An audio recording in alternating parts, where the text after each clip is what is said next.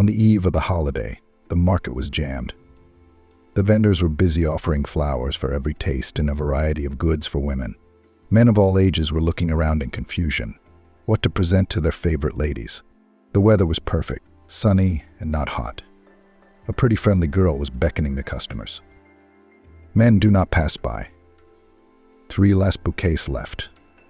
Look how fresh the tulips are. Even the buds haven't opened yet. Take, will not regret. And inexpensive. Make your sweetheart happy. Nancy was in a good mood. There was already an impressive sum in her belt purse. She'd sold almost everything, and it wasn't even lunch yet. Andrew would be pleased. The girl came from the village, recently rented a room, and got a job as a seller at the market. She liked tending flowers very much. She knew how to create beautiful bouquets, knew how and what to feed them, how to cut them in time and correctly. Outwardly, the girl was not a beauty at all. Round face, potato nose with a scattering of red freckles and mischievous curls, and her figure was too lush. But it was this simplicity of her and attracted customers.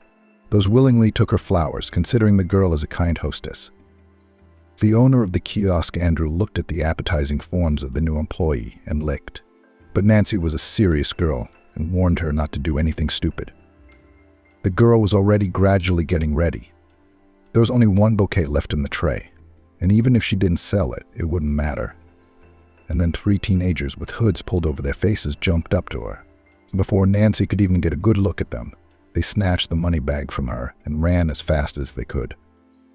The unhappy saleswoman screamed and ran after them, shouting to the whole market, "Help! The money has been stolen. Stop, you scoundrels." A tall, handsome guy saw what was happening and tripped one of the fugitives. He cried out and fell down. But the other 2 didn't wait for him. They were already gone. The young man bit the boy's arm, twisted round and disappeared round the corner. The boy cried out in pain and Nancy came running to him, out of breath. The girl began to wail. "Thank you for stepping in and getting hurt, but it was all for nothing. They're gone. The bastards. Ripped the bag right out of the meat, 1 strap hanging out. It's got all of today's proceeds in it. The owner's gonna kill me now. I don't even remember their faces. I wish they didn't have to. Some people work hard for a living, and some people live off other people's money." Nancy covered her face with her hands and cried bitterly. She was so hurt. She'd been up since 5 in the morning. She'd worked so hard, sold everything, and then some scumbags stole it all. The guy took her hand timidly and said, "Come on, it's not a flood. It's not the end of the world. What's your name? I'll help. How much did you have there?" The girl sobbed and answered, "I'm Nancy. I'm from New Haven. I came to town to make a little money. I wanted to help my parents. And then this happened. It was almost $30,000. That's a lot of money. Andrew would kick me out, I bet, and I'd owe him." The boy smiled. For some reason, he wanted so much to help this sweet, simple girl. There was something about her that appealed to him, so he told her, "I'm Peter Cage. Don't go anywhere. I'll be right back." Nancy just waved her hand, not believing the guy would come back. Why would he want someone else's problems? She put away her trading place and began to pack. Tears choked her. What to say to the owner now? She was already imagining how he would be scandalized. But 10 minutes later, out of breath, the guy came back and triumphantly handed her a bundle of money. "Here, I withdrew it from the ATM. It's exactly the whole amount. Here, pay me back as soon as you can. So nobody's going to kick you out. Don't worry." Nancy couldn't believe it. She blinked a lot and whispered, "Thank you so much. You've saved me, Peter. I'll keep saving. I'll pay it back a little at a time. Oh, why are you helping me? Tell me, I didn't realize life could be like this. You're like a magician. I can't believe a good-looking guy like you would even notice me. I'm not the fancy type. Everyone's skinny these days. And I'm so lush. Guys don't like guys like me." Peter laughed and replied, "And maybe I'm not like everyone else, and I like you a lot. You're not trying to make something of yourself. You're easy and pleasant to talk to. Let's go to the cinema tonight, or just go for a walk. Would that be okay?" Nancy glowed. She'd never been told such nice things by a guy, and she immediately agreed. I'm in. Where should we meet? Don't laugh. I'd love to go to the amusement rides. We don't have such entertainment in our village, but I'm shy on my own because of my figure. Compromised a little, to be honest. The boy replied happily. That's easy. At the entrance to Central Park. Then, you don't appreciate yourself, Nancy. You've got a great figure. You're a sight for sore eyes. I'll see you later. So the girl gave the money to the owner. He didn't know anything about the incident and was satisfied. Nancy paid for the day.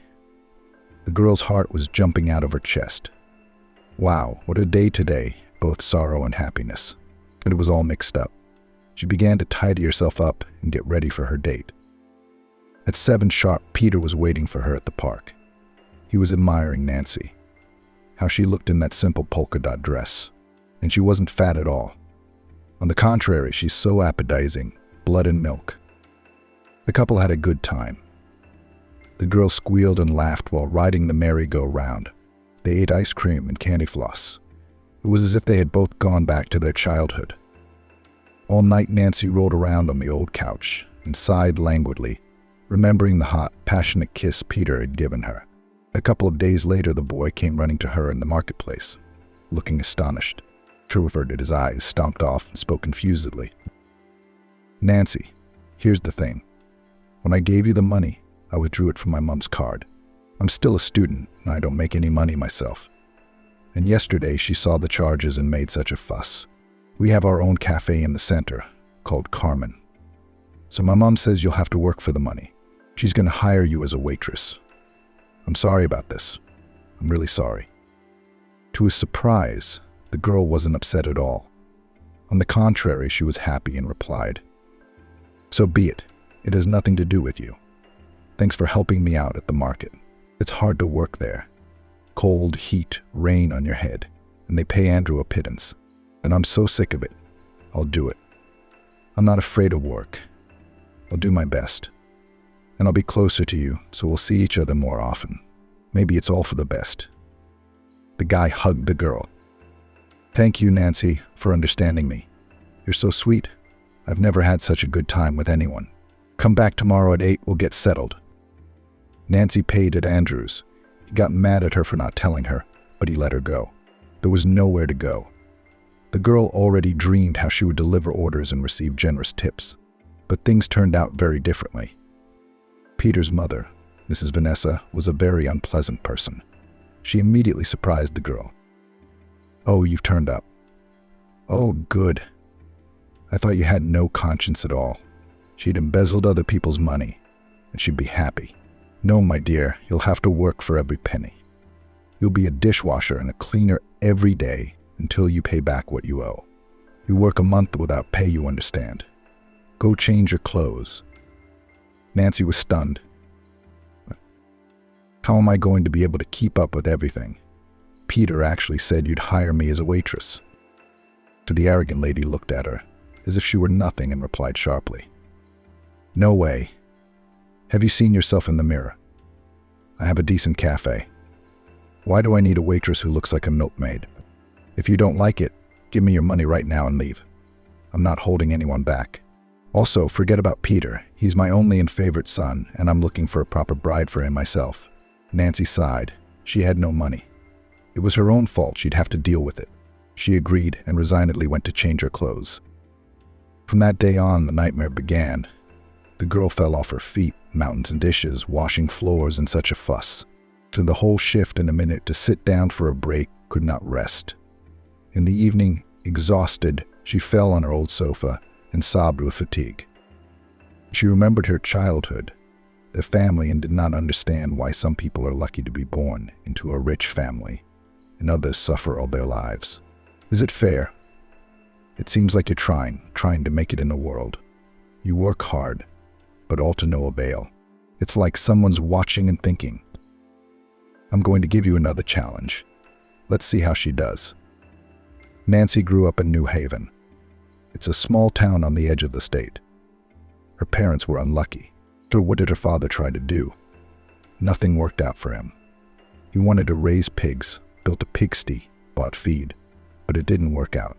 The whole litter died. It was all expenses and no profit. Then my dad decided to buy an old oil mill and press oil.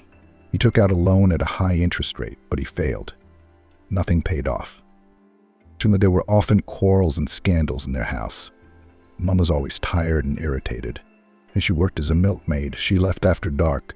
Her hands were very sore, and her earnings only went to pay off the exorbitant debts that were piling up like a snowball. Nancy was chubby from a young age like her grandmother, but she never ate too much and always worked hard. She helped her parents in the vegetable garden.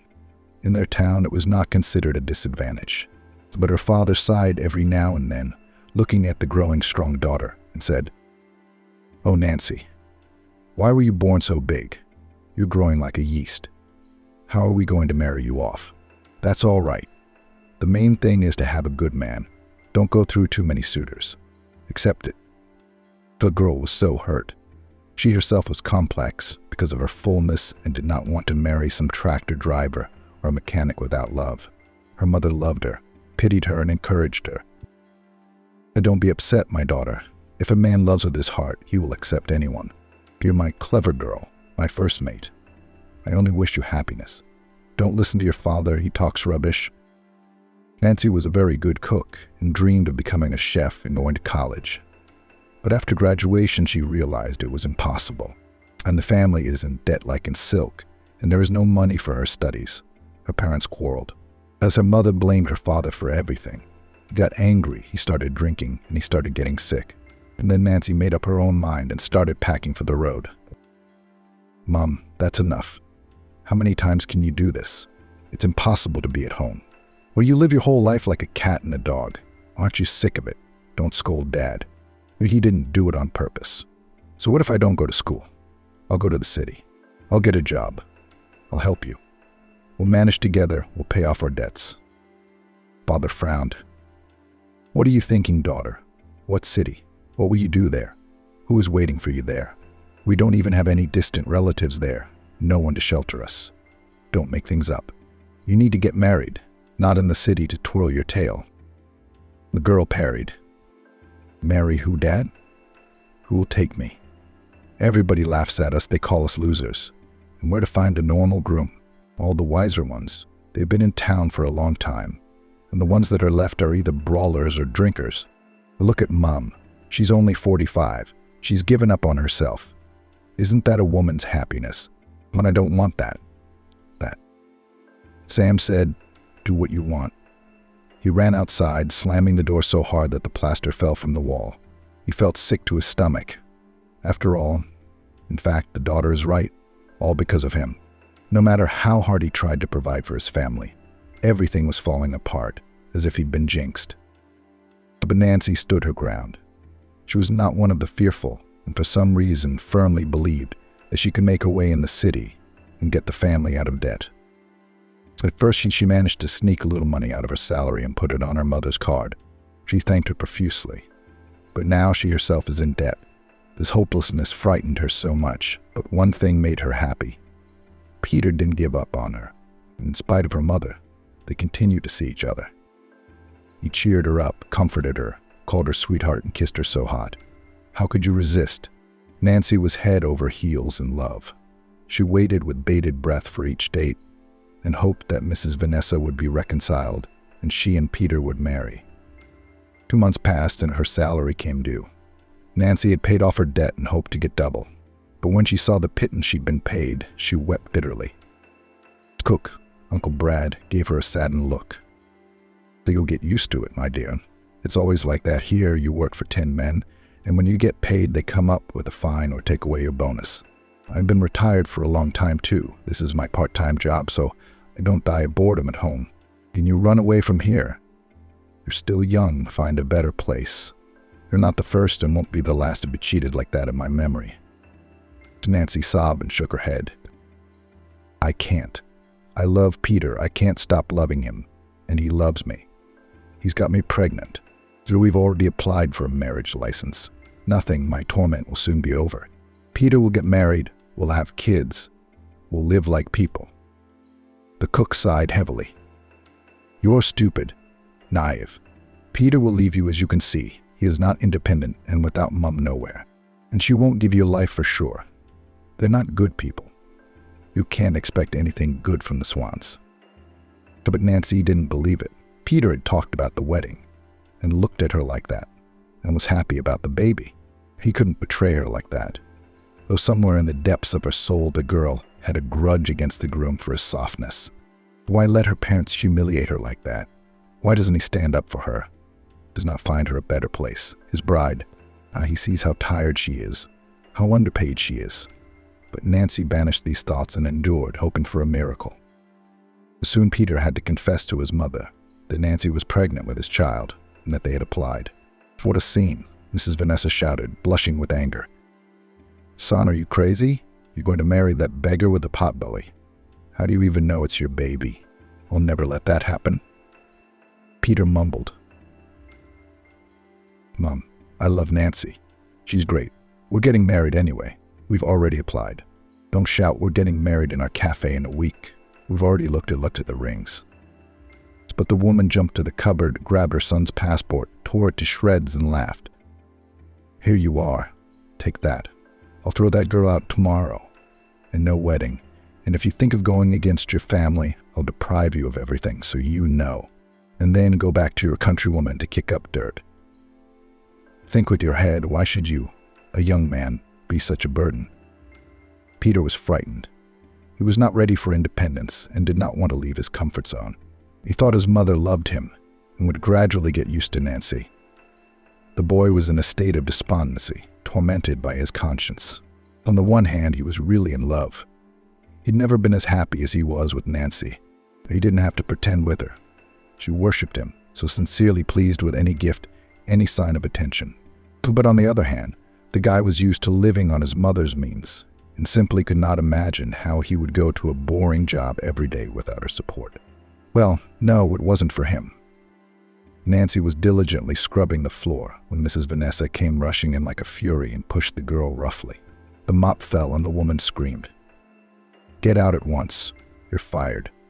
I will never acknowledge your child. There won't be one. I warned you to forget about Peter. Did you think you were the smartest? What? Are you trying to sneak into our family through our bed? It's not going to work. Go back to your neck of the woods and spin cow's tails. And I don't want you here. The girl cried, trying to defend her love. Let Peter tell me that. Then I'll leave. He and I are going to have a baby. Wouldn't you even spare your own grandchild?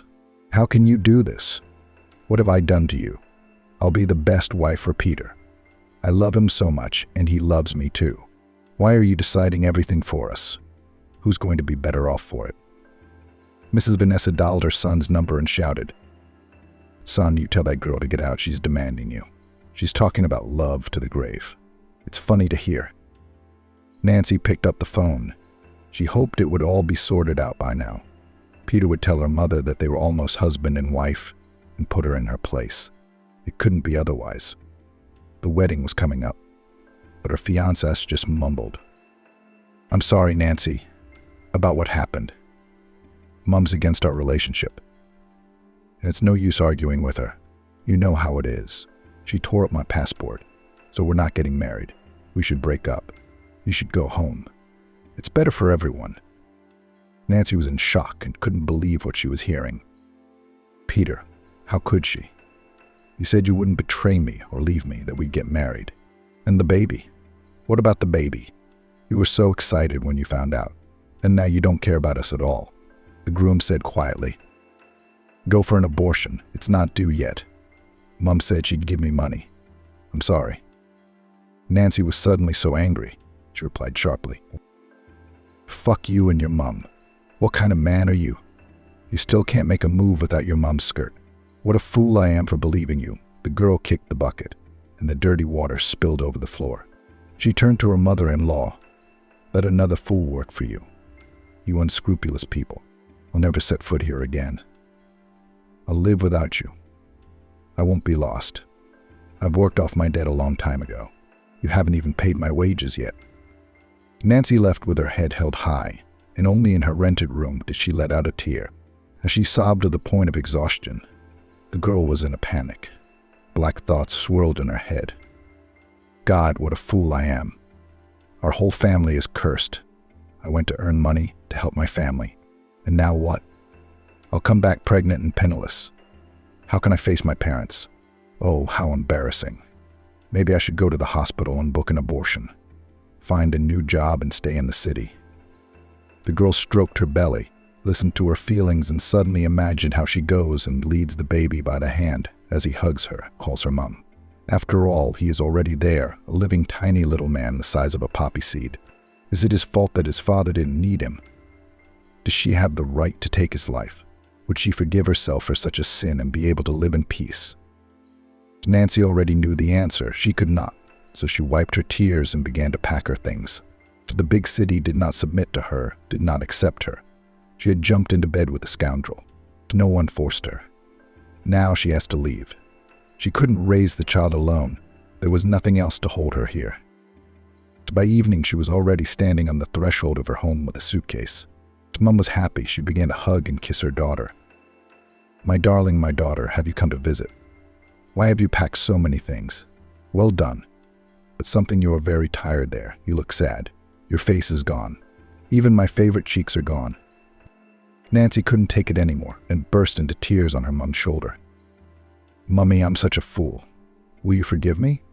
You won't kick me out? And not for a visit? I came here for good. It didn't work out. They cheated me. I worked like a horse for 3, and they paid me a penny. I know you're in enough trouble as it is, and now I'm in the middle of nowhere. But I've got nowhere else to go. The mother stroked her daughter's head, and the father clenched his fists. What are we, strangers? It's your house too, live here, said the mother. Damn capitalists, they try to cheat the common man. They have no conscience. I told you there are only crooks in town, grumbled her father. So Nancy didn't dare to tell about her pregnancy yet. She was ashamed. She started to settle in at home. In the morning, she'd throw up a lot. She'd sneak into the cellar and eat sauerkraut and pickles. But she was crazy about them. One night, she went to the kitchen for a drink of water and heard her father talking to her mother.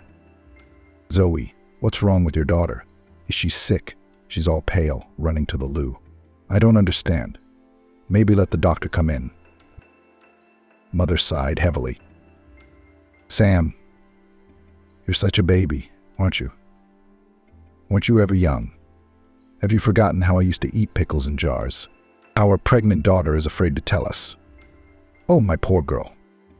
The man jumped. How pregnant? Where's the husband then? Who gave birth to it? What a bastard. How shameful is this? We'll be shamed for raising a girl who's a whore. Who'll take her now? Oh, disgraceful. Nancy's blood rushed to her head, so ashamed that the people closest to her were judging her. She ran into the kitchen and screamed hysterically. Yes, Daddy, your daughter is a whore. My bastard fiancé left me. He listened to his mom and changed his mind about getting married. You don't need me like this. And is your daughter nice now? That's right. I'll go to the furnace, bury him. That's all. No disgrace. As she was in her nightgown, barefoot, she ran through the garden straight into the forest to the river. Tears filled her eyes. She had really decided to take her own life. Why would she want to live like this if her parents didn't even want her? Zoe screamed throughout the house and grabbed her husband by the chest. What have you done, you bastard? How can you do this to your daughter? Well, she's just a young, stupid girl who made a mistake. She's not the first, she's not the last. What if she really drowns herself? I won't survive.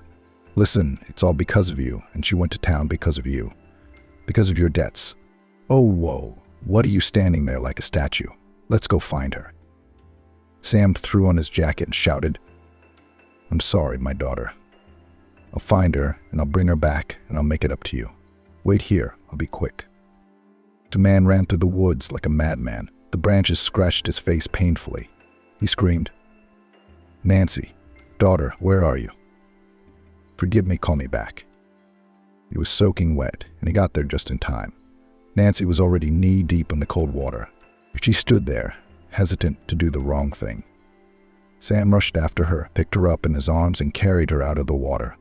He fell with her on the shore and, breathing heavily, said, I'm sorry, daughter. I'm wrong. It was in my heart that I said the wrong thing. What are you, my silly girl? Mom and I love you and will raise our grandson together. I promise I won't say another word. God be with him. The traitor, let him go. Well, people will talk and then stop. So we're not used to gossip. Let's go home, it's cold. You'll catch cold, God forbid. Nancy exhaled. Dad had forgiven her, and that was the most important thing. She'd be all right now. Mom rubbed alcohol on her and wrapped her up like a little girl.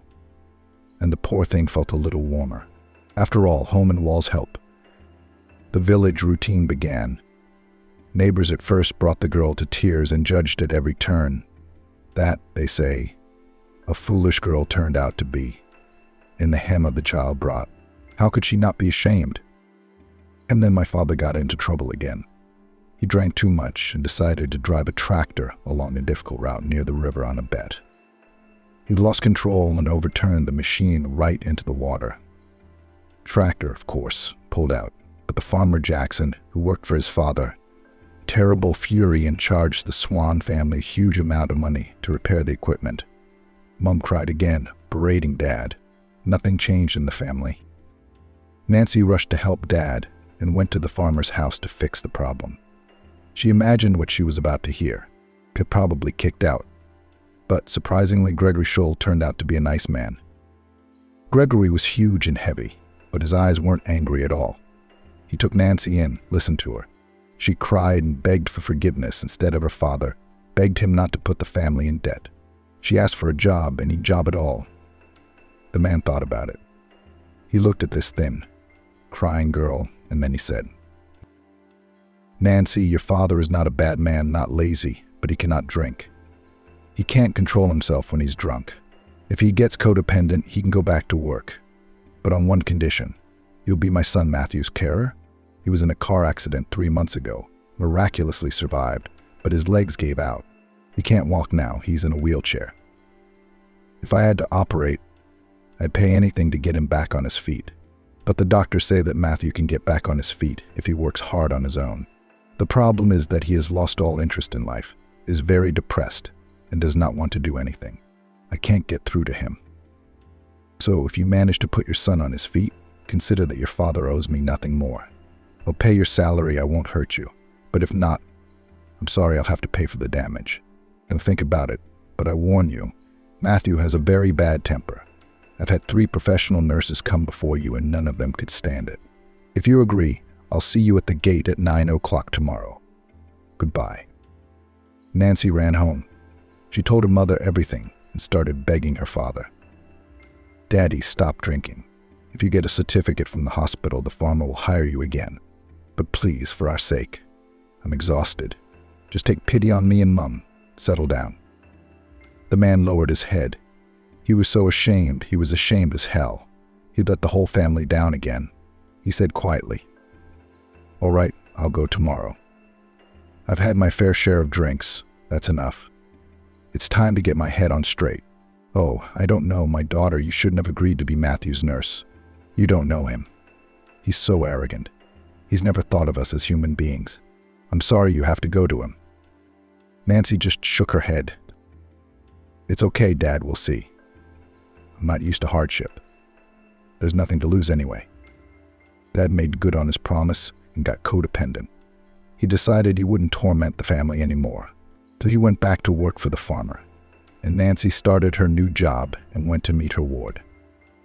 In the bedroom on the huge bed lay a young man her age, slim and unassuming in appearance, clearly not his father's type.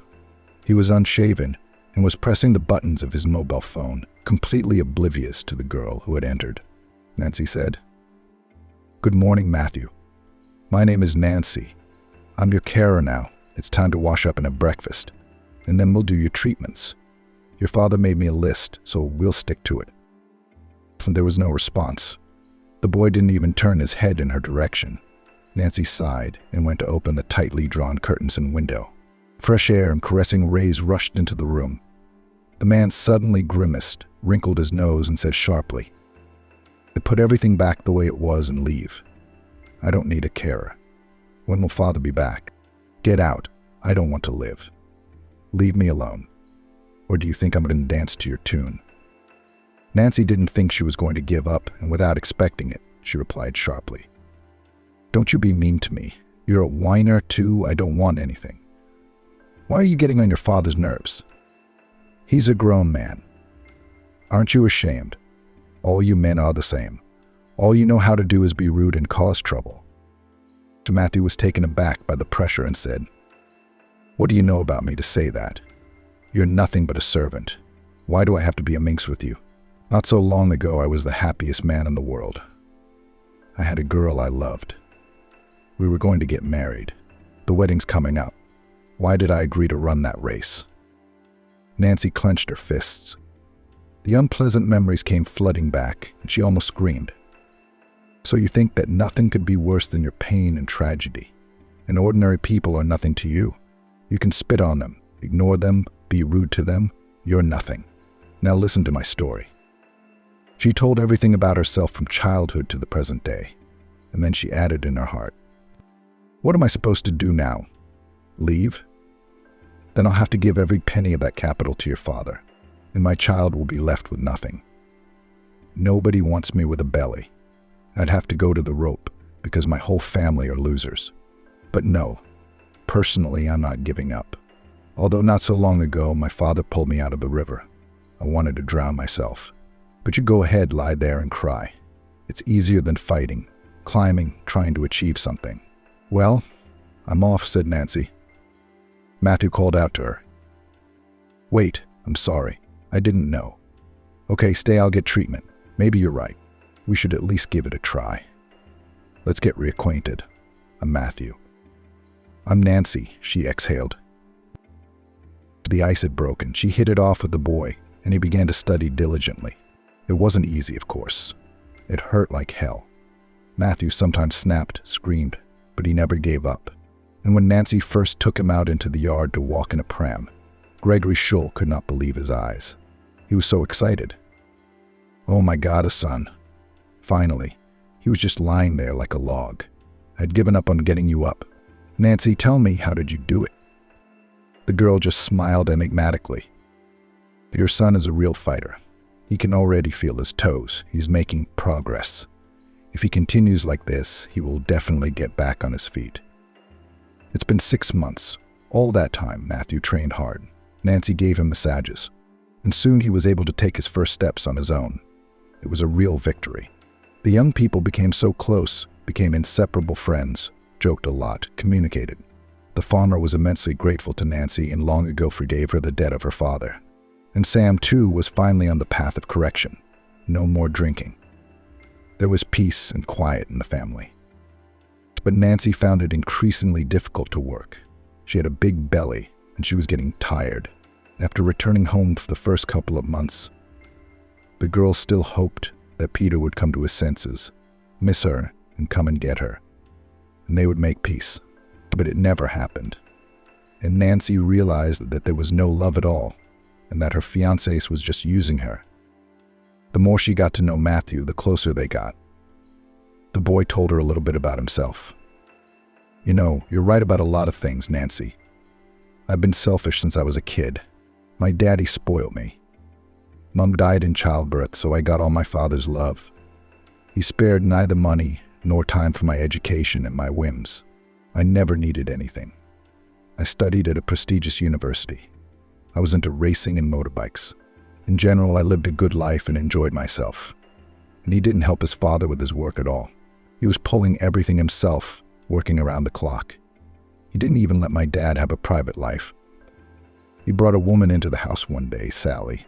She wasn't bad at all. She was a good housekeeper, tried to get along with me. But I was jealous. I got mad and behaved like an abomination. My father gave in and broke up with her, and I was glad. Since then, Dad's been on his own since then. He never thought about his personal life. He lived for me. He built a business, worked hard for 3, and I just lived my life. I fell in love with a girl. I met her at a club in town. Linda, such a beautiful model, legs from her ears, knew her worth. I chased her for a long time. I dreamed of getting married. But now I realize I wasn't ready to provide for her. I didn't even think about my future profession. Just before the wedding, I took part in a motor race and had a terrible accident. I don't remember it well. I woke up in intensive care. Of course, my father was there for me, worried. And Linda came a few times at first, seemed to sympathize, but then honestly said that she was not ready to live with an invalid. She has a contract with a modeling agency, and she doesn't have time for me right now. If you only knew how bad I felt, how angry I was. I didn't want to live. I shut myself away in my grief. I took it out on my father. I tormented him. I didn't believe I'd get back on my feet. I thought no one understood me, that everyone had betrayed me. And then you came along and turned my whole life upside down. After your story, I suddenly realized I had to get back on my feet to make things right. But do you understand that I owed it to my father to be my father's helper? He didn't deserve to be treated like that. He's devoted his whole life to me. I may not be able to run around like I used to, but I can do the paperwork and the reports. I want to earn my own money, not ask my father for everything. And I want to be there for you, Nancy. I want to protect you from harm and be your rock. The girl was very pleased with such warm words and recognition, but she hesitated. Matthew, I'm going to have a baby soon. He's a stranger to you from another man. But can you love him? I don't want it to be a strain. Then everyone will be unhappy. You're saying all the right things, and I'm very glad you've changed. We all make mistakes, but it's never too late to start over. You just have to want to. You're really the closest person to me right now. I've never been so honest with anyone, but I'm so scared. Let's just take our time. Time will sort itself out. After Peter's betrayal, I'm afraid to even think about having a relationship. I've been burned. Matthew had a heart-to-heart talk with his father and started bookkeeping. He was so excited about it, that it was starting to work. Gregory Schul was very pleased that his son was taking charge. He thought he'd never settle down. He started praising Nancy. It's a good thing Nancy came to me when she was desperate. I didn't think that funny little fat girl could last a day with you, and I had a grudge against her father. But she surprised me. Tell me, what did she do to change you? Matthew smiled. I don't know, Dad. It's just that she was honest and I believed her. I also think I fell in love with her. There's something very attractive about her. It's like she has this aura of goodness about her.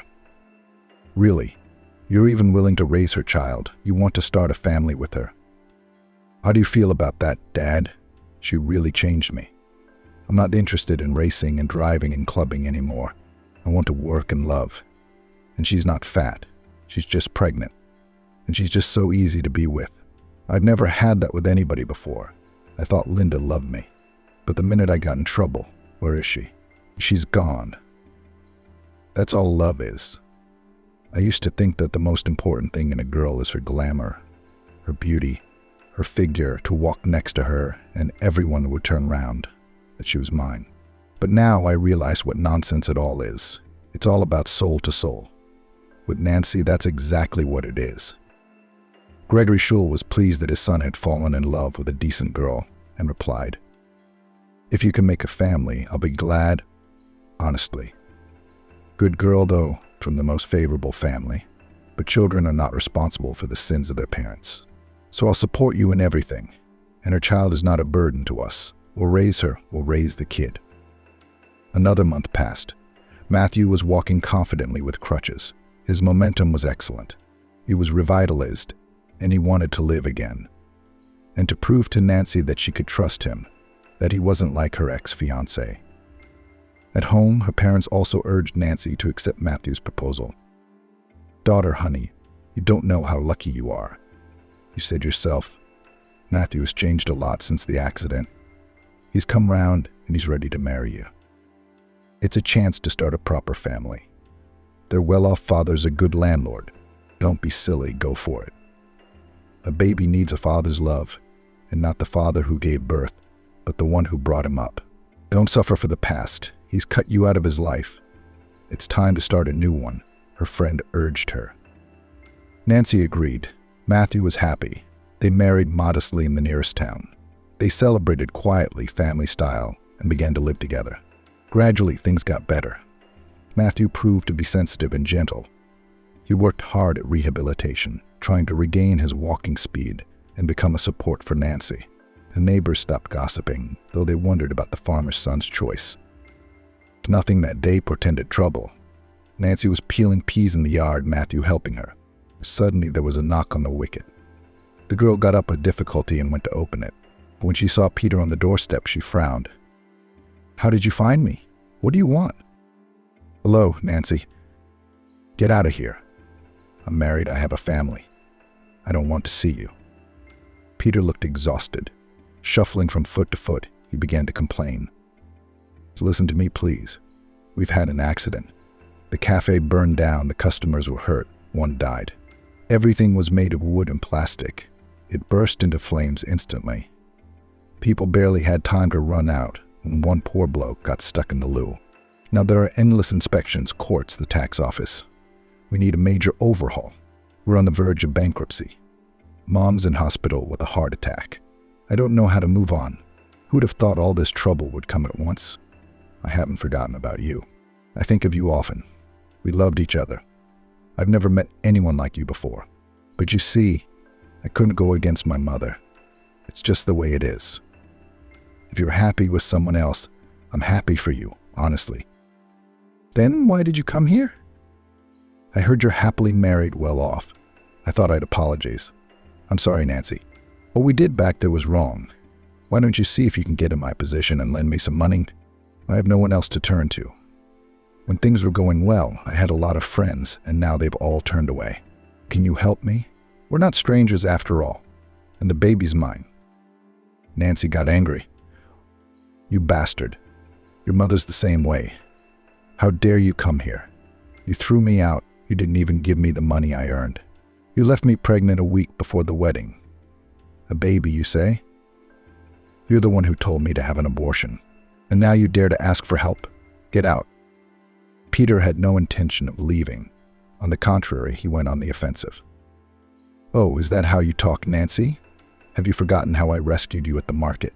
I'm not going to let you two live in peace. I will demand to see my son, and you have no right to refuse me." The woman couldn't hold back any longer. "If I had known that I would have to earn this money by hard labor, I would never have taken it. What a benefactor." He thought of his son. "The child doesn't need such a traitorous father. Get out." Matthew decided to intervene. He walked on crutches to the gate and threatened. "I told you to go away. No one will give you any money, and forget about coming here. And don't throw up. Nancy is now my lawfully wedded wife. We love each other and our son. I'll raise him well." Peter suddenly shoved Matthew with force and laughed in his face. "Who are you, you miserable cripple? Nancy must be desperate to marry you, I'm sure.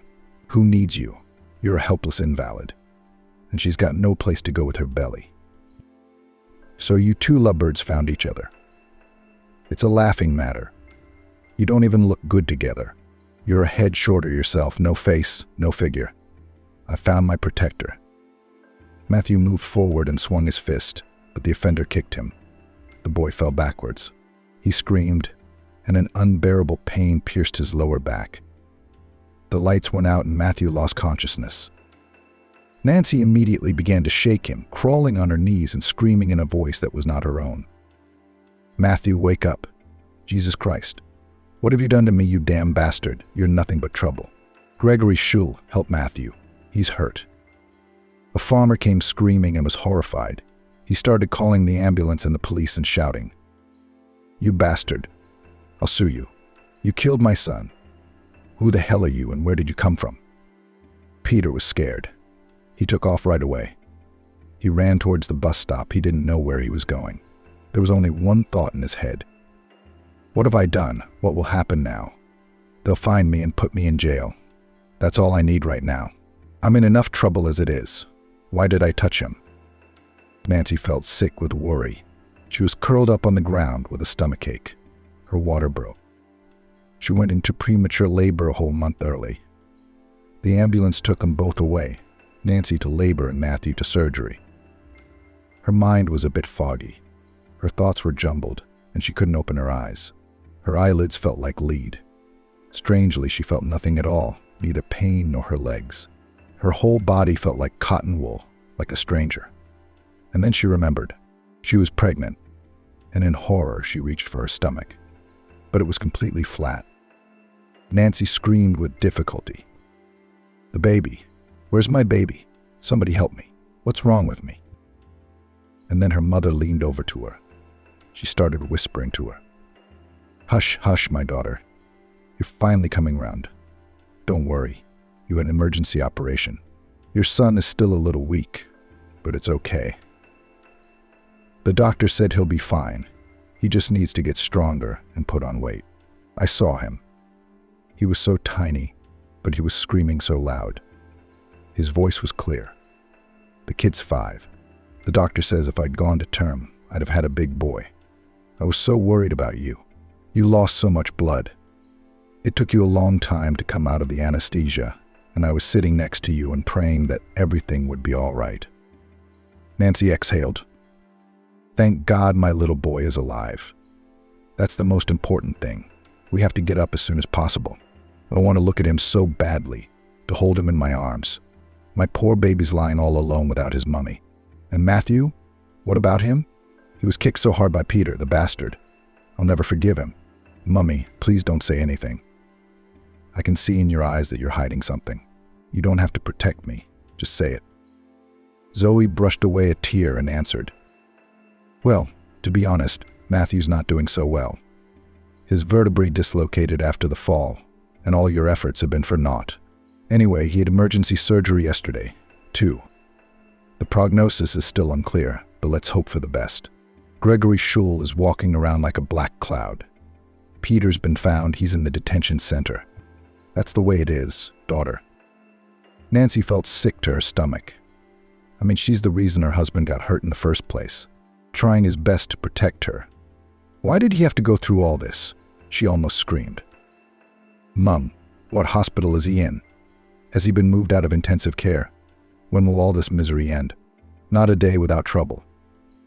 When Nancy heard that her husband was in the neighboring surgical ward, she almost jumped out of bed.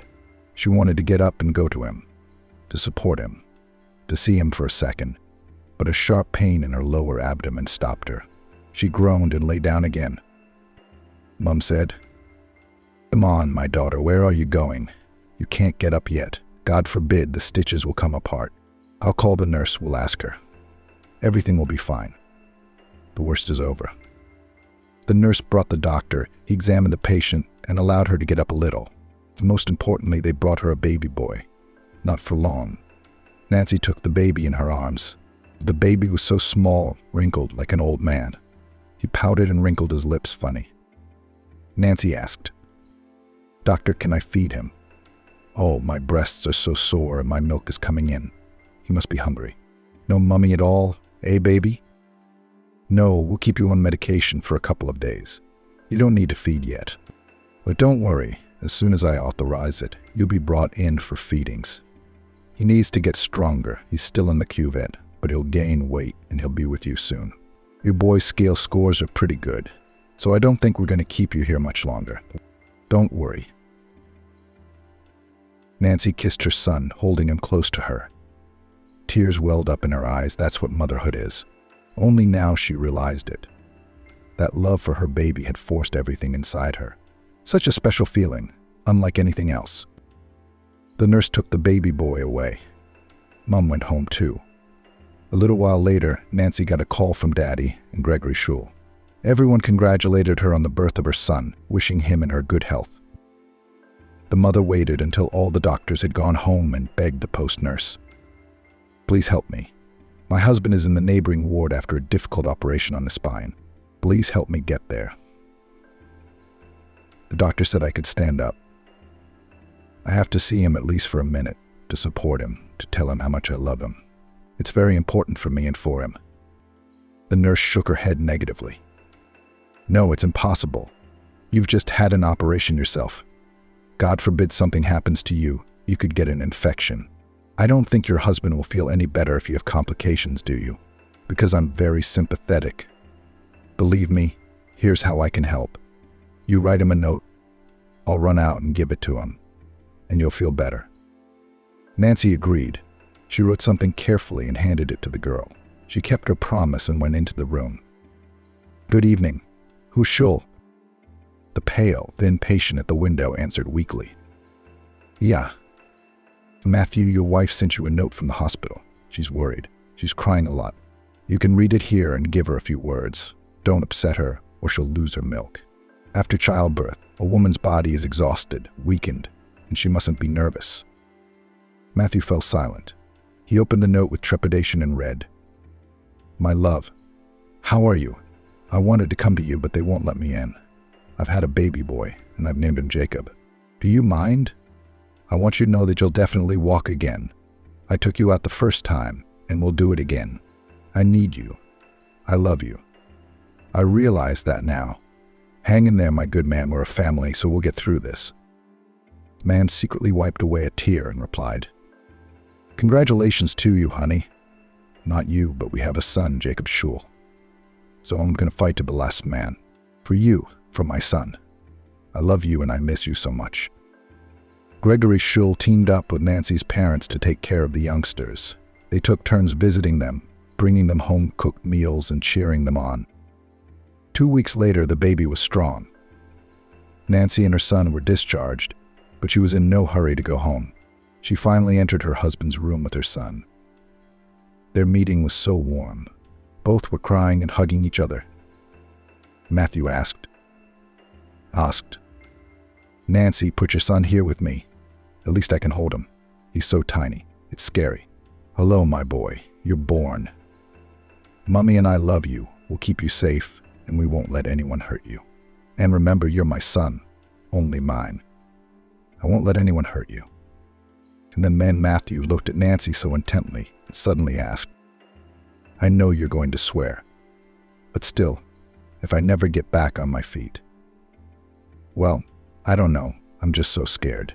"Then just know that you don't have to spend your whole life with a cripple. I want you to be happy, not tortured."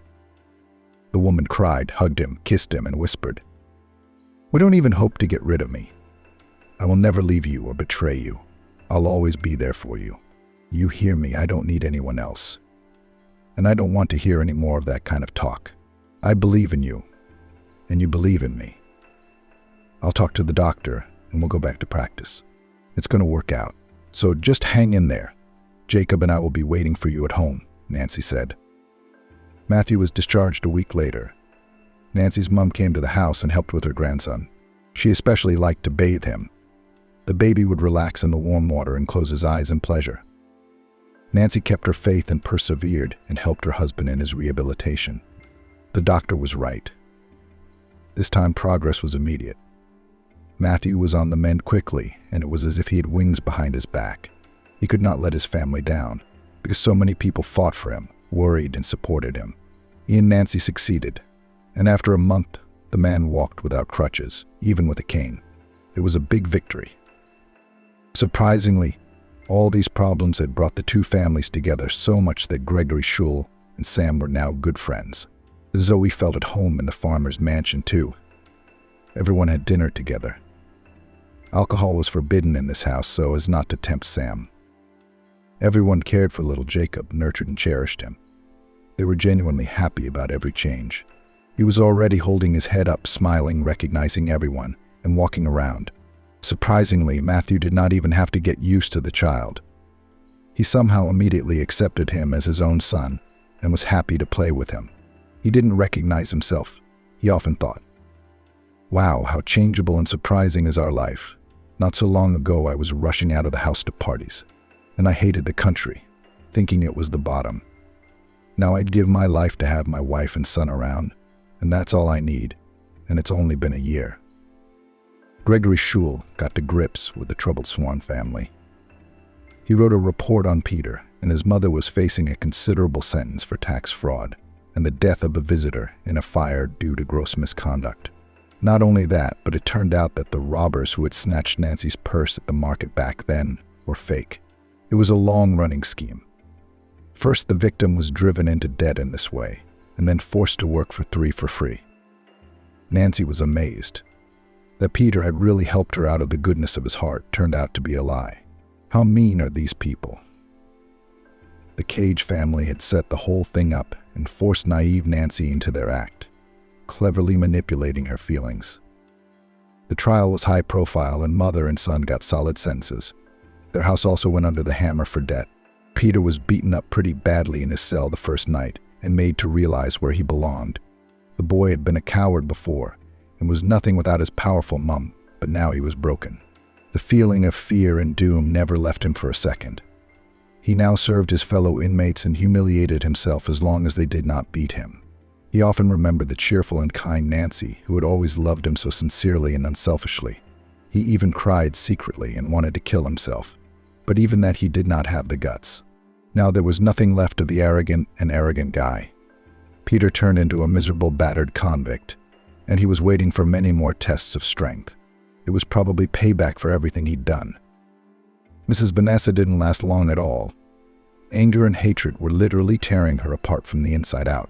Yesterday she had it all. She had manipulated people and sealed their fates. Now she's convict number 757. So the woman became withdrawn and bitter. A year later, she died of a heart attack in the prison hospital. 5 years passed. Nancy and Matthew were living well. The man had made a full recovery and was now farming with his father. He worked hard.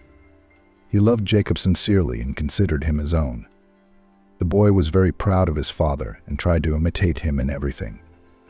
Nancy ran the house. Over the years, she became even more beautiful. The statuesque hostess spoiled her household with homemade goodies. Everyone loved her signature cabbage dumplings. She made them steamed, puffy, and everyone ate them with pleasure. And the woman no longer worried about her figure. Matthew looked at her with such delight and called her his favorite. Nancy loved the village with all her heart. Everything here was her own. There was peace and tranquility in her soul. Gregory Schul loved his daughter-in-law and praised her to the hilt. He knew for a fact that Nancy had made a man of his son, and he was very grateful to her for that.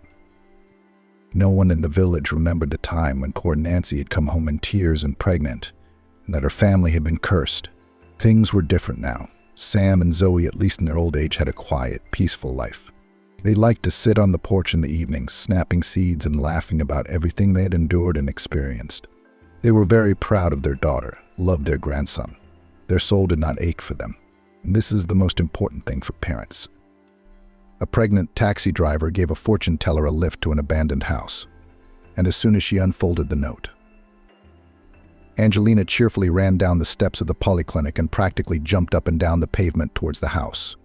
Passers-by looked in surprise at the running girl, who shone and charged the surrounding people with positivity. They, of course, did not understand the reason for the great joy, but just smiled looking at her. And there was a lot to be happy about. Angelina was pregnant. She had been dating Jonathan for almost 2 years and had been waiting for him to propose. But her lover kept putting it off and putting it off. But now they will definitely get married. On the way home, Angelina ran into the shop, bought groceries to prepare a festive dinner, and during it to tell her beloved the amazing news.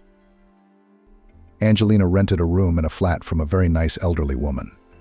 They often had tea together in the evenings. Kimberly talked about her life, sometimes giving advice not obsessively, but kindly and from the heart.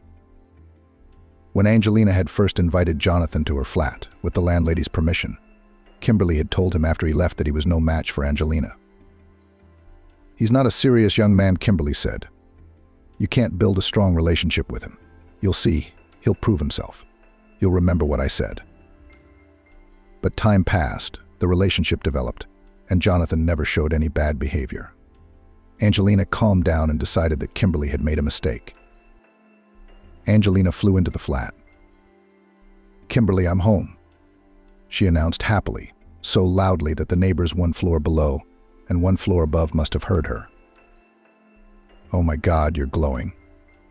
Kimberly smiled, looking at her tenant. "Did they give you a bonus, or did you win the lottery?" Kimberly asked. No, I'd rather tell you now." "Are you going to be happy too?" Angelina replied excitedly. "You just calm down first and then you'll tell me." "I can't calm down. I can't. I'm the happiest person in the world." Angelina rejoiced. "Sit down and I'll tell you all about it," she said. Kimberly looked at Angelina with slight impatience. She was a bit curious and couldn't stand secrets, so Angelina began to speak.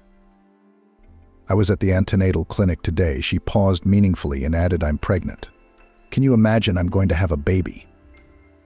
Kimberly looked at Angelina in surprise. "Aren't you excited?"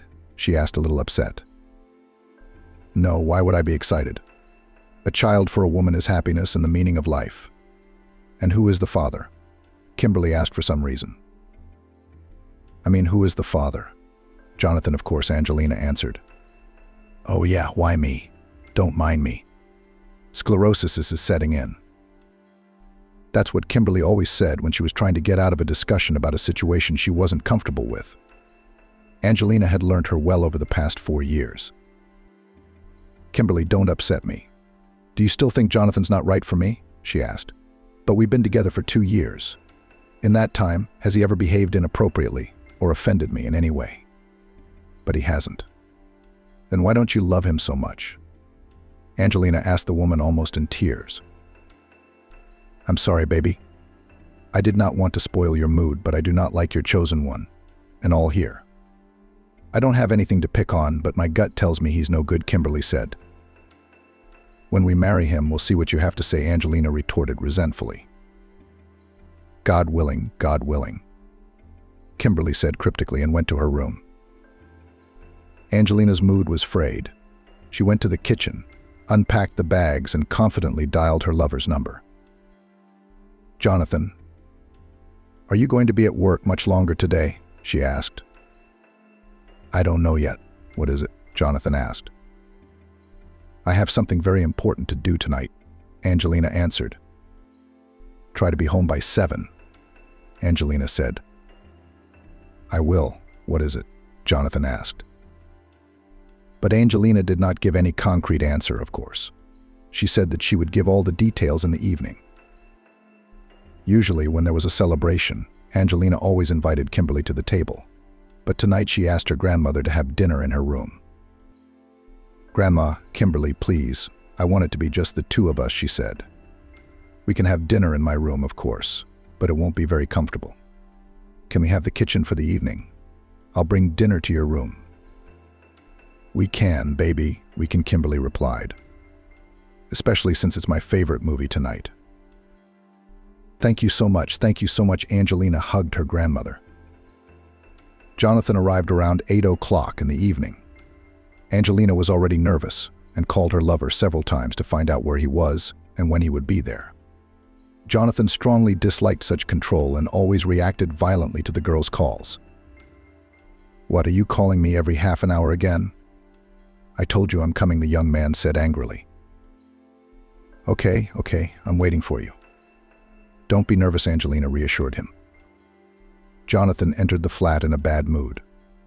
It was hard to understand why. He wasn't in the mood today. He was always in trouble at work, he said, and he often came home unhappy. Sometimes it was Angelina's phone calls that put him in a bad mood. Hi, honey. I'm all set. Let's go to dinner, Angelina said. I'll wash my hands, Jonathan muttered and went to the bathroom. Angelina was very nervous. She did not know how to start the conversation. Plus, Jonathan's mood was throwing her off balance. They sat down at the table, which was festively set, and Jonathan noticed it. What did I miss? Is it someone's birthday today? He asked. No, Jonathan, we have another occasion. Eat. We'll talk later, Angelina said. Tell me what happened. I hate your secrets, Jonathan grumbled. His mood had not improved, even after the delicious dinner. Angelina tensed. Maybe I shouldn't tell him now. Why not? On the contrary, he'll be happy and cheer up, she thought. Jonathan, I went to the hospital today, Angelina said. Are you ill? Jonathan interrupted her. Not really. Not at all, Angelina answered. She paused for a moment and added confidently, we are going to have a child. Angelina waited for him to take her in his arms like in the cinema, kissing her and wrapping her in his arms. But Jonathan sat motionless and stared at Angelina. I'm sorry, what did you say? He asked, barely audibly. I said we're going to have a baby. I went to the antenatal clinic today and the doctor confirmed the pregnancy, Angelina repeated. Tears came to her eyes. She was very offended by this reaction of her beloved. The worst thing was that he was silent and did not comment on what she had heard. Would you please say something? I asked the girl. What do you want me to say? Jonathan asked. I don't know, for example, that you are happy too. And if I'm not glad, he said. Tears ran down Angelina's cheeks. They had talked about this topic once before, and Jonathan had said then that he didn't see himself as a father and that it was too early for him to think about it, although Angelina is already 28 and Jonathan is 31. But that conversation took place a year ago and Angelina was hoping things had changed, but apparently not. What are you crying about? What did I say? I told you a long time ago that I do not want to be a father.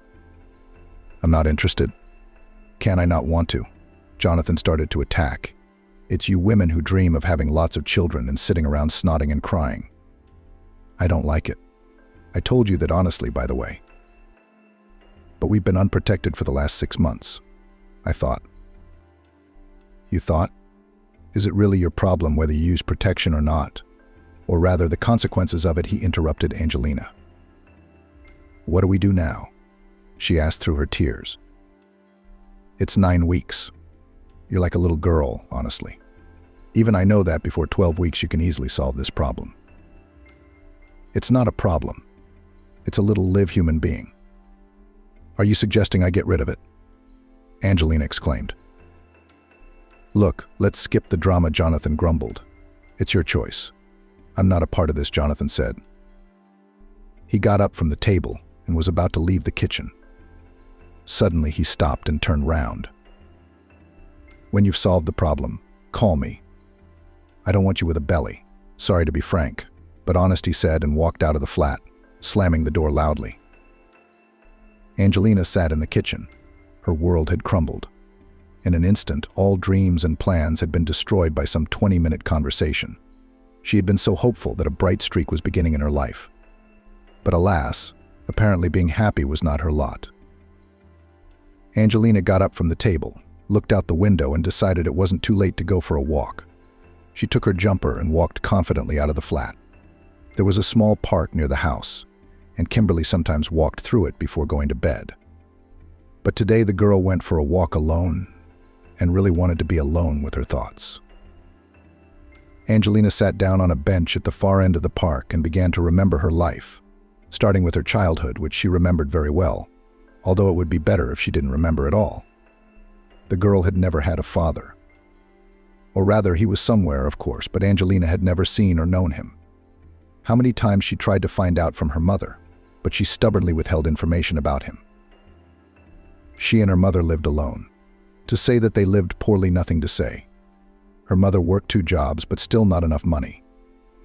At the age of 15, Angelina started to work part-time at the market. She received a pittance, but at least some help to their family budget. When she was 16, she was attacked, helped by Armin, for whom she worked. After that, she stopped coming to the market and got a job as an evening cleaner in a salon. The owner of the salon knew Angelina and simply took pity on the girl. After graduating from school, she entered medical college but left it in the 2nd year because her mother became very ill and it was simply not possible to study full-time. To get at least some profession, Angelina finished hairdressing courses. But all salons and hairdressing salons were staffed with masters, and it was unrealistic to find a job. Besides, she had no experience at all. Thanks to a neighbor, Angelina got a job as a shop assistant. This job was a salvation for her. Firstly, the salary was more or less normal. Secondly, the shop was in their house, and if necessary, the girl could always run home to her mother. Angelina had a friend, Molly, the only person close to her. The only one, because her mother always kept Angelina at a distance. Sometimes it seemed to the girl that her mother hated her and considered her guilty of living like this. Angelina felt it, but her mother never said it directly. The friends were very different. Angelina was calm, quiet, closed off to everyone. And Molly was the complete opposite. But despite these differences, the girls had been friends since the 3rd grade. Molly was from a normal family with parents and a stable average income. Sometimes she gave her friend her things, bought some food, sweets, and even taught Angelina to drive a car when the girls were already 19. Look, anything can come in handy in life. How hard is it for you to learn how to do that? How do you know what life has in store for you? What if you marry a millionaire? He gives you a car and you can't drive. What would you do? Molly smiled. Would you make one for yourself? What millionaire? Where would he come from? Replied Angelina. Well, I don't know. It happens in the cinema. That's in the cinema. I don't believe in such things in life. It doesn't happen like that. Well, we'll see. After a while, Angelina took a course and got her driving license. Molly made her do it. 6 months later, Angelina's mom died of cancer. The girl was left all alone. Except for her friend, she had no one. Angelina changed her job and began to live in hope for the future. She got a job in a private firm and worked as a courier. She was even given a car to use. So 3 years passed. One evening, when Angelina was returning from work, she received a phone call from Molly, who asked her to visit her. It was a matter of some urgency. Okay, I'll be at your place in half an hour, Angelina agreed. Molly met her friend in a very emotional state. Oh my God, what happened? Angelina was terrified. I'm going to tell you something. You'll just fall down, she began to intrigue her friend. I wouldn't like that, Angelina smiled. Tell me what you want to know. Do you remember Thomas from the parallel class? Thomas who? Thomas Jones. I remember him in general terms. What does he look like? Of course I remember. But I never had much contact with him. What happened to him? Nothing exactly happened to him. Molly was too emotional, jumping from one thought to another. Anyway, I met him by chance recently, and he suggested that I go to Italy with him for 3 years. It's just a quick sham marriage. What do you need to arrange? Angelina was surprised. Why would you do that? And why did he suggest you? Calm down and explain. I don't understand. Oh, what don't you understand? He always had a soft spot for me at school, tried to court me, but I wasn't really attracted to him. I didn't like him. And now I've met him. He's so handsome now, he's so cute. We sat in a cafe, reminisced about school and stuff. And when he walked me home, he proposed to me. I still don't get it. Why would you do that? What does he want? Let him go to his internship. Really? It's Italy. When will I ever have a chance to live in Italy at the expense of some company he works for? They pay for everything, traveling and accommodation. What's wrong with you? It's great 3 years in a foreign, but so beautiful country at someone else's expense. And you'll just get high, Molly continued. It's like a jackpot. Well, I don't know. I wouldn't go, Angelina replied. You, of course, but I'm me. And I'm going. My parents even let me go already. Go, of course. It's your decision, your choice. Maybe I'd go, but no one would offer me that. Don't make it up. There'll be a holiday on your street. Yes, with my happiness it will be, Angelina grinned. You know, I was thinking of leaving this city. I want to try to change my life. In our city, where almost every dog knows you, it's unrealistic. Now that you're leaving, I'm definitely leaving. What am I going to do here? That's right. Why not give it a try? How will you sell the flat? I won't sell it yet. I don't know what the situation will be. At least I'll have a place to come back to if anything happens. It's all familiar and native here, and every dog knows it, Molly continued. And the friends laughed. 2 weeks after this conversation, Molly flew to Italy, and Angelina packed her things for departure to the regional center. There were more people and opportunities there. Arriving in the big city, the girl was very confused. She was not ready for so many people and competition in her work. In addition, she had not thought about where to stay for the night. After walking around the city, she found a small hotel. Thankfully, she had saved up some money over the past few years. And for the first time, she had it. She rented a room for a day and decided to start looking for a flat or a room in the morning, and then a job. In the morning, she called several advertisements and, having realized that it would be expensive to rent a flat, started looking for a room. Finding a good room with a female neighbor proved to be problematic. Either there were adverts of girl students who, of course, have a stormy personal life and parties, or grandfathers. Angelina walked through the city and didn't know what to do. She sat down on a bench and cried. She felt so sorry for herself. What kind of life do I have? Angelina thought. I don't even have anyone to turn to for advice. Suddenly someone touched her shoulder. Baby, why are you crying? Who hurt you? Angelina heard a pleasant female voice. She looked up and saw a nice grandmother of about 75 years old, no more. For some reason, the grandmother aroused Angelina's trust, and she told her problems without a second thought. Wow, what happiness, exclaimed the grandmother. I'm looking for a roommate, a lodger. I don't want to take students there too noisy. But someone like you, calm and kind, I'd love to have you as my neighbor. I have a big 3-room flat. There's plenty of room for everyone, but I have another tenant. I don't know how you feel about him. Angelina tensed up. She didn't want a man living in the flat. Is he related to you? More than that. This is my cat, Sam. Granny smiled. We've lived together for 9 years, and my name is Kimberly. So will you come and live with me? Of course I will, Angelina said happily. Well, what's your name? Oh, my name is Angelina. What kind of name is unusual for you? No, it's a normal name, Angelina. I just haven't liked it since I was a kid. I came up with a shortened form of it that works for me. I see. I had a friend named Angela, and she used to tell everyone she was Ange. All right, give me a piece of paper and a pen. I'll write down my address. Pick up your stuff from the hotel and come home tonight. The words "come home tonight" made Angelina feel suddenly warm and peaceful. It felt as if it was her own grandmother, with whom she had quarreled, but now she had made up, and her grandmother was waiting for her at home. Angelina had never had a grandmother of her own.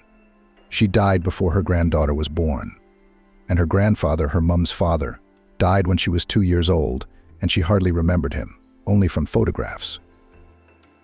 After picking up her things from the hotel, Angelina hailed a taxi and drove to the address. Kimberly greeted Angelina like a dear guest. She set the table, baked a cake, prepared the room, and laid out new bed linen. For some reason, Angelina really felt at home. She felt very comfortable and warm in this strange flat with a complete stranger. She did not feel so calm and good even at home, in the company of her own mother, and Angelina stayed with Grandma Kimberly for many years. Angelina's memory was interrupted by her grandmother's familiar voice. Baby, I need to remind you that I have blood pressure. I can't be so worried. Where did you run off to so suddenly? What happened? Angelina looked at Kimberly. The look of a dog that's been punished and kicked out into the street. Grandma, Kimberly, you were right. He's a traitor. He doesn't want the baby or me. He told me to have an abortion. That's the only way he'd come back to me. He's such an arsehole, Grandma scolded. I hope you won't do something stupid like that. Of course not. I'm 28. What abortion? For what and for whom should I get rid of my own child? I guess I'll be like my mother. I'll raise him alone. You know, it's better to be alone than with such an unreliable boyfriend. It's all right, we'll manage together. I can still help you with the little one. I don't have grandchildren of my own. I'll babysit your baby. Angelina knew that Kimberly had a son who had died in the line of duty at the age of 30. He'd been married, but never had children. The former daughter-in-law sometimes visited her former mother-in-law, but not often. She had another family and children. Kimberly sat down next to Angelina on the bench. You know, I'd rather he found out he was a scoundrel now than when you two got married. I get it, but it's just so hurtful and hurtful. You were right when you said he wasn't right for me. Grandma Kimberly, am I ever going to have a date? Of course you will. I'm sure you will. Somehow I believe you, Angelina said, and added quietly, or want to believe. Let's go home, baby. It's cold. You can't be cold tonight. Neither can I. Let's have some tea, go to bed. The morning's the wiser. They got up from the bench and walked slowly home. The next day, Angelina had a day off, and she decided to sleep. She woke up close to noon. Kimberly was in the kitchen when Angelina came out. Baby, you just woke up. Go to the bathroom while I make you breakfast. I don't want breakfast. I'm just going to have some coffee, that's all. No, that's no good. You need to have a proper breakfast. I made cottage cheese casserole. You're forgetting that you need to eat for two and not coffee and sandwiches. Right. I'm still getting used to my new status. Thank you, Grandma. Over breakfast, Grandma asked Angelina about her plans for the near future. Have you thought about changing jobs? Working in a warehouse is not a good option for pregnant women. You need something quieter, less physically demanding. What did the gynecologist say? Are you okay? Basically, yeah, but a little tonus, no heavy lifting. Well, you see, that means we have to think of something. What do you want to do before your maternity leave? I understand. But where can I go? I don't have any education. I've only worked as a delivery boy, and a storekeeper isn't the right job for me right now. What else can you do? I used to sell at the market, but it was a bad experience. I also took hairdressing courses, but it was a long time ago and I have no experience at all. It doesn't fit. Well, that's it then. I can't do anything else. Yeah, that's it, Kimberly said. Well, don't worry, we'll figure something out. After breakfast, Angelina decided to take a walk and go to the temple. She wasn't a deeply religious person, but sometimes she went to pray and ask for help or a clue as to what to do next. After placing a candle for her mother's repose and Kimberly's health, she walked out of the temple and came across a taxi car at the entrance.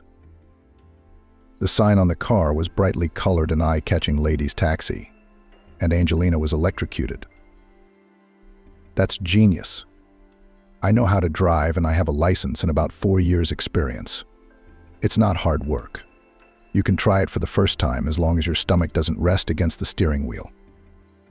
She approached the girl behind the wheel. Excuse me, but is it realistic to work for your firm? Do you have any driving experience? Yes, almost 4 years. Can you prove it? Yes, I have a record in my employment record. Then no problem. And the girl handed Angelina a business card. Call the bottom phone number and tell them you're interested in the driver's position. We're just recruiting a team. Thank you very much. Angelina was delighted. She stepped aside and dialed the right number. A pleasant female voice confirmed that there was a vacancy and gave Angelina an appointment with the manager for tomorrow at 10. Satisfied, Angelina immediately ran home to share the news with Kimberly. Kimberly wasn't too happy about this venture, as the job of a driver only seems easy. It's actually a lot of strain on the lower back, which is not good for a pregnant woman.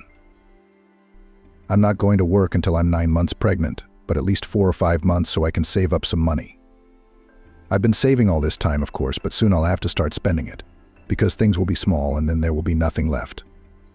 And I'll have to live with a little baby on my hands, Angelina argued. Kimberly agreed. The taxi interview was successful and Angelina was hired. The girl was happy. The first shift in her new role was scheduled for tomorrow. Angelina was very nervous on the first day. She wanted to be very polite and wished all the passengers a good day, good luck, or a pleasant evening. Someone left a tip, someone looked surprised, but there was no negativity. And that pleased Angelina most of all. A month went by like that. Then another.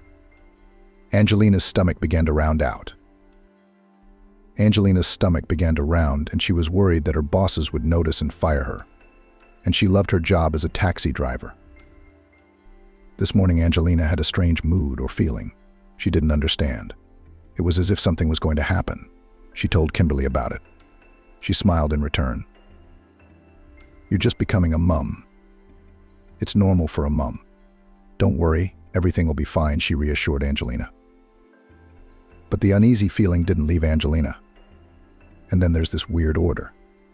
They gave me to pick up a client from one address and take him to a distant neighborhood where taxi drivers didn't like to go because it was considered to be dysfunctional and criminal. Maybe it's this order that's giving me this feeling. Angelina worried as she drove up to the address.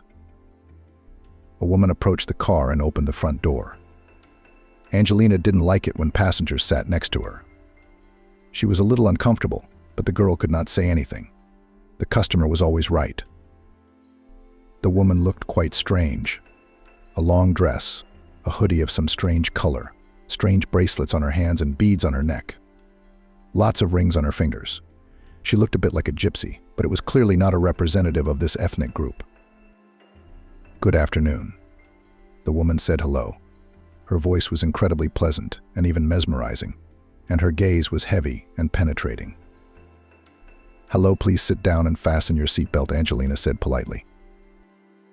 The woman obediently fastened her seatbelt. "Aren't you afraid to drive like that?"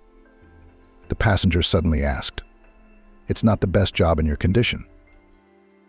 "In what position?" Angelina pretended not to understand. "You think you can fool me?" The woman smiled. "No, I just don't really know what you're talking about." Angelina stood her ground. "Well, why are we ashamed of our name? Do you think it's worse than the others?" That's where Angelina was really surprised. She did not believe in psychics, fortune tellers, and other miracle people. But you can't just randomly come up with something like that.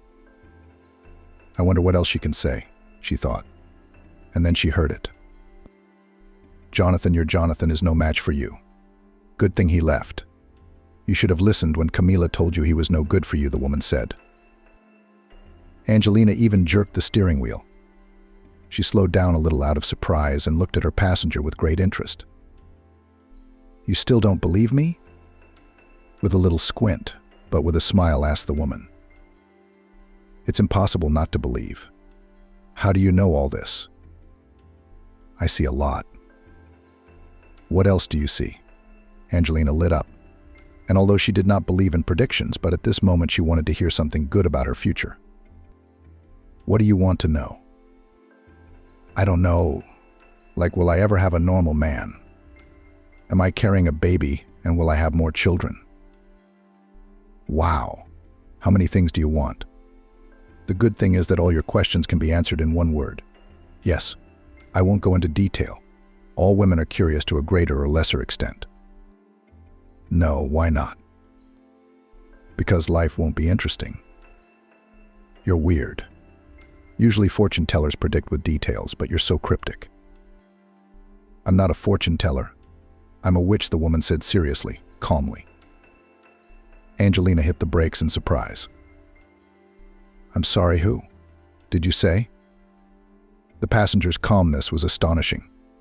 She spoke as if she were answering a question about which traffic light was the right one to drive through. "I'm sorry I slowed down. I just didn't expect to hear that." "What did I say to surprise you?" "A witch is someone who knows. I mean, she knows a lot, not Baba Yaga. But people think of witches differently. It's a mistake." "What's your name?" Angelina asked for some reason. "Sharon." "I'm Angelina," the passenger finished for the girl. "Excuse me, can I ask you a question?" "Sure." "Aren't you scared to live like this?" "I used to be scared, but that was a long time ago, in a previous life. But now I can't live any other way. It wouldn't be interesting. I don't think I could carry that kind of weight." "Do you think God doesn't give us things we can't bear or handle?" Sharon asked. "Are you a believer?" Angelina asked in a daze. "If there is no God, demons dwell in him. And I don't make friends with those things." Angelina looked at the passenger again, but now with different eyes. Sharon was very interesting and pleasant to talk to, and she was even upset that they had only a couple of minutes to go. They drove into the street of the private sector.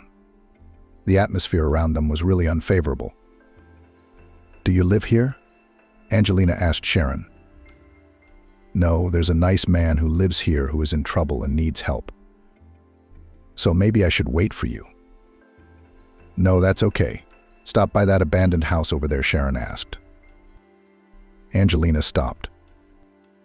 "How much do I owe you?" "It's nothing. It's been a pleasure just chatting with you. Do you have a pen and a piece of paper?" Sharon suddenly asked. "Yes," right away Angelina opened the glove compartment, took out a notebook and a pen and handed it to the witch. She wrote something down. Then she tore out the sheet and folded it several times. "Read it when you get home. A promise not to open it before time is good." Well, be happy and take care of yourself. The wish sounded meaningful, but not threatening.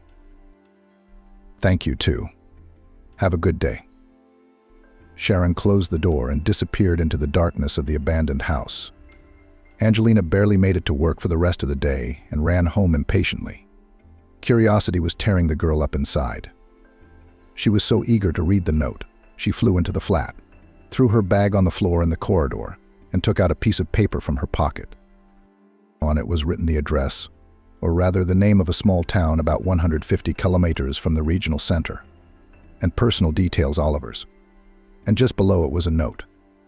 Find this man and tell him whose daughter you are. He will help you. Angelina stared at the piece of paper and tried to figure out what it meant.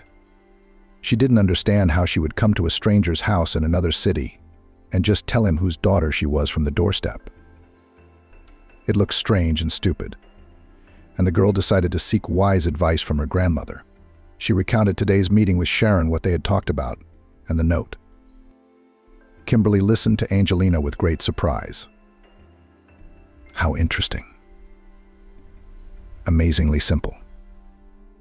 Oh my goodness, Nana wailed. Do you think I should go there or not? I'd go. What have you got to lose? What if this man really can help you in some way? You've never heard that name before. No. It's a complete stranger to me. You can look up a person's last name on the internet. Kimberly suddenly realized. Yeah, how did I not realize that? I mean, you can type in the city, see if it comes up with something. I'm having trouble with the age thing, though. I don't know how old a person is. Angelina took the laptop, opened the search engine and typed in the city, surname, first name, and patronymic. She was immediately stunned. There was only one person in this town with that information, Kimberly's grandmother. Look who it was. She unfolded the laptop and showed her grandmother a picture of Oliver with his job title. He was the mayor of this very town. What a twist. Kimberly stretched out in surprise. How are you going to get to him? That's a good question. But why? Well, that's a problem. That's a problem. Do you want me to come with you? Grandma offered. Oh no, with your legs you'll only go to other cities to get mayors. I'll manage on my own somehow.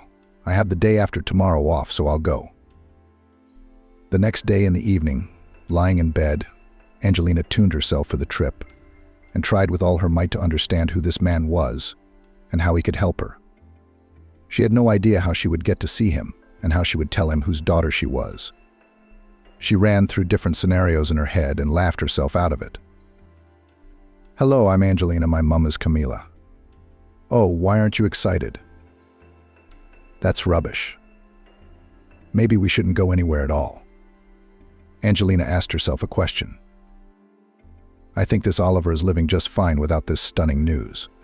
Whose daughter? Why does he even need this valuable information? She fell asleep like that in thought. In the morning, a colleague came to pick her up. Angelina arranged for Maggie to drive her to the bus station early, taking a ticket for the nearest bus. Angelina sat by the window and began to think about what she should do when she arrived in the city. She had two options: go to City Hall and wait for him there, hoping he would leave the building during the day, or find his home address on the internet and wait outside his house. No, not an option.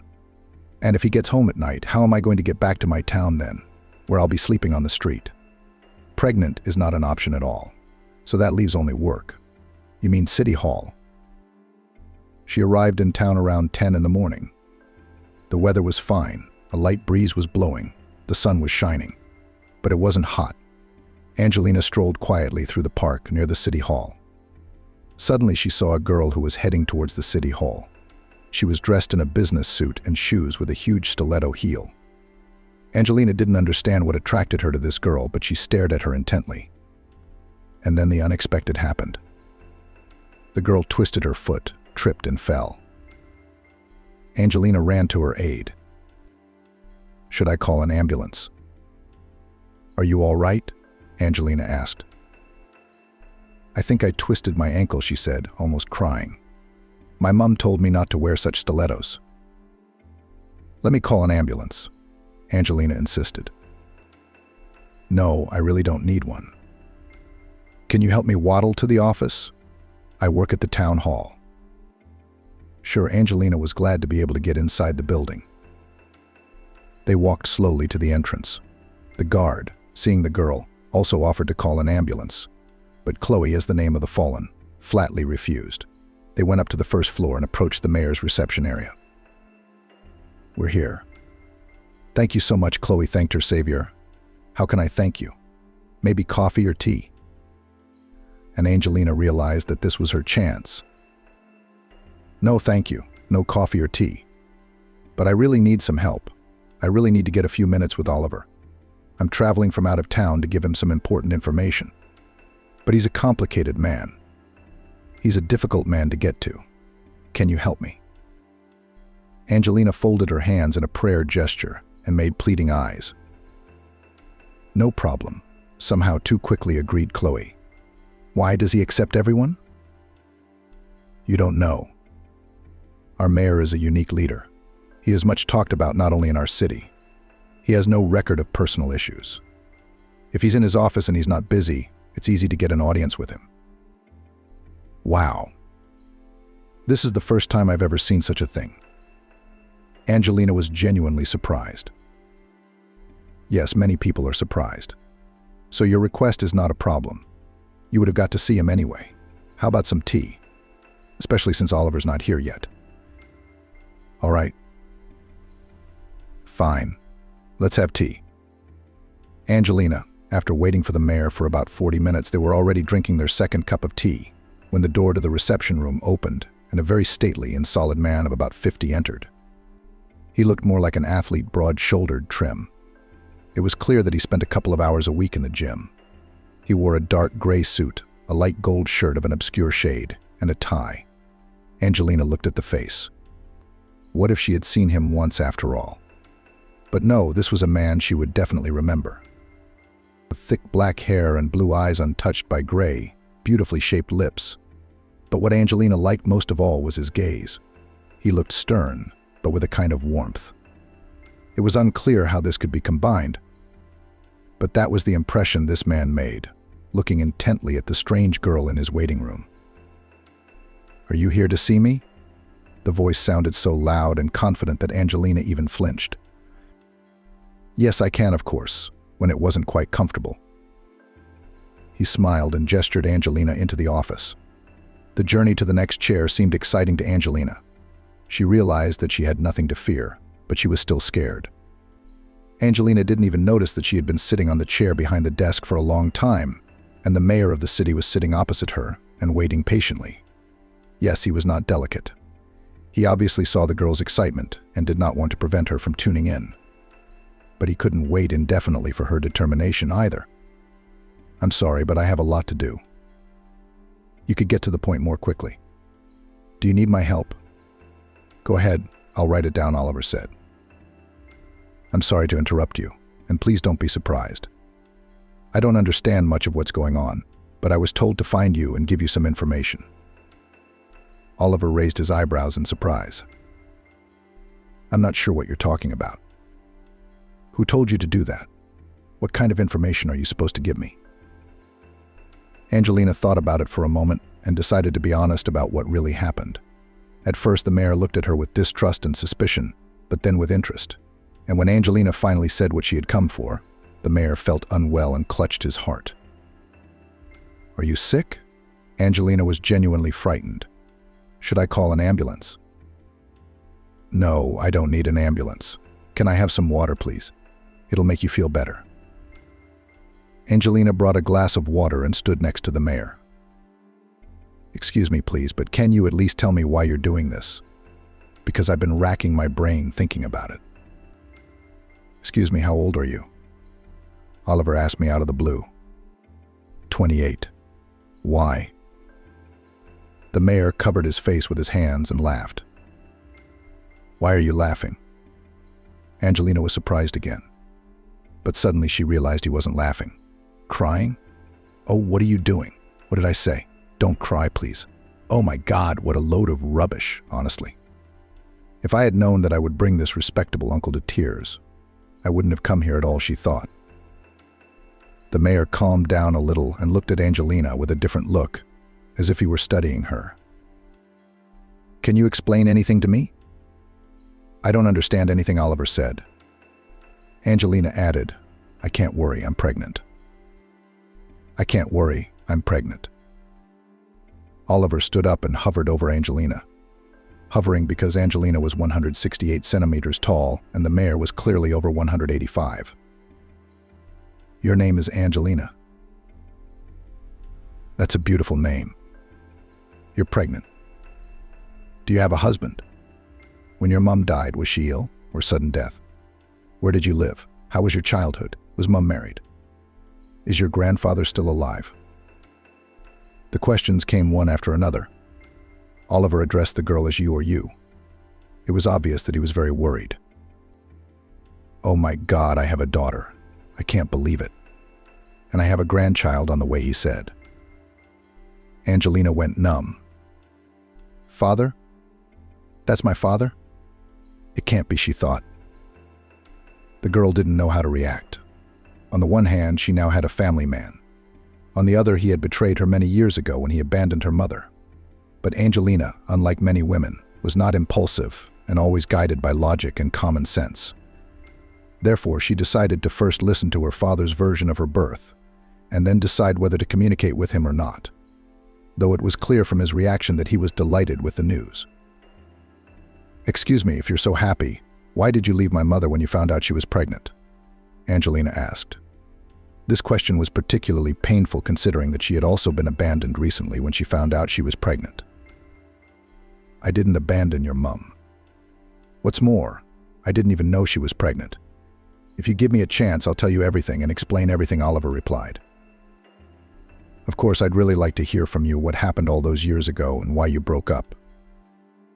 No matter how many times I asked my mother about you, she never told me anything," Angelina said. "Then you tell me." Oliver walked to the door and turned to the secretary. "Chloe, I'm not here for anyone today."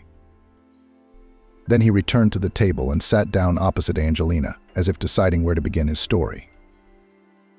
"I met Camilla 29 years ago at a holiday resort. I had just graduated from university, and my parents gave me a trip to the sea. Camilla was on holiday with her parents. I noticed her on the beach, but did not dare to approach her, as I saw that she was with her parents. In the evening, she came to the dance without an escort. So I asked her to dance. We got to know each other, got to talking. It turned out that we have a lot of common themes and interests, and we went for a walk to the night sea. We parted in the morning. We didn't have anything, we just sat on the beach and talked. But when she went back to her room, I realized I was in love. I'd never felt like that before. Your mum was a very beautiful woman. Not just outwardly, but probably more beautiful in spirit. She had an incredible inner world. She sounded like she was singing. It's impossible not to fall in love with such a woman. We met on the beach in the afternoon. We exchanged a few words and agreed to go to the cinema in the evening. Camila said that she had been punished for coming back late, and that she would have to come back early today. I was a little surprised by this kind of control, as she was already 20 years old. Quite a mature girl, but she was afraid of her parents, especially her father. You could tell. We did go to the cinema in the evening. I don't know what she told them, but her parents let her go. After the cinema, we went to the beach again. That's when I kissed her for the first time and realized I was lost. I didn't know what to do. Asking for the hand of a girl you'd known for 2 days would be ridiculous and stupid. No one would believe in the sincerity of my feelings and intentions.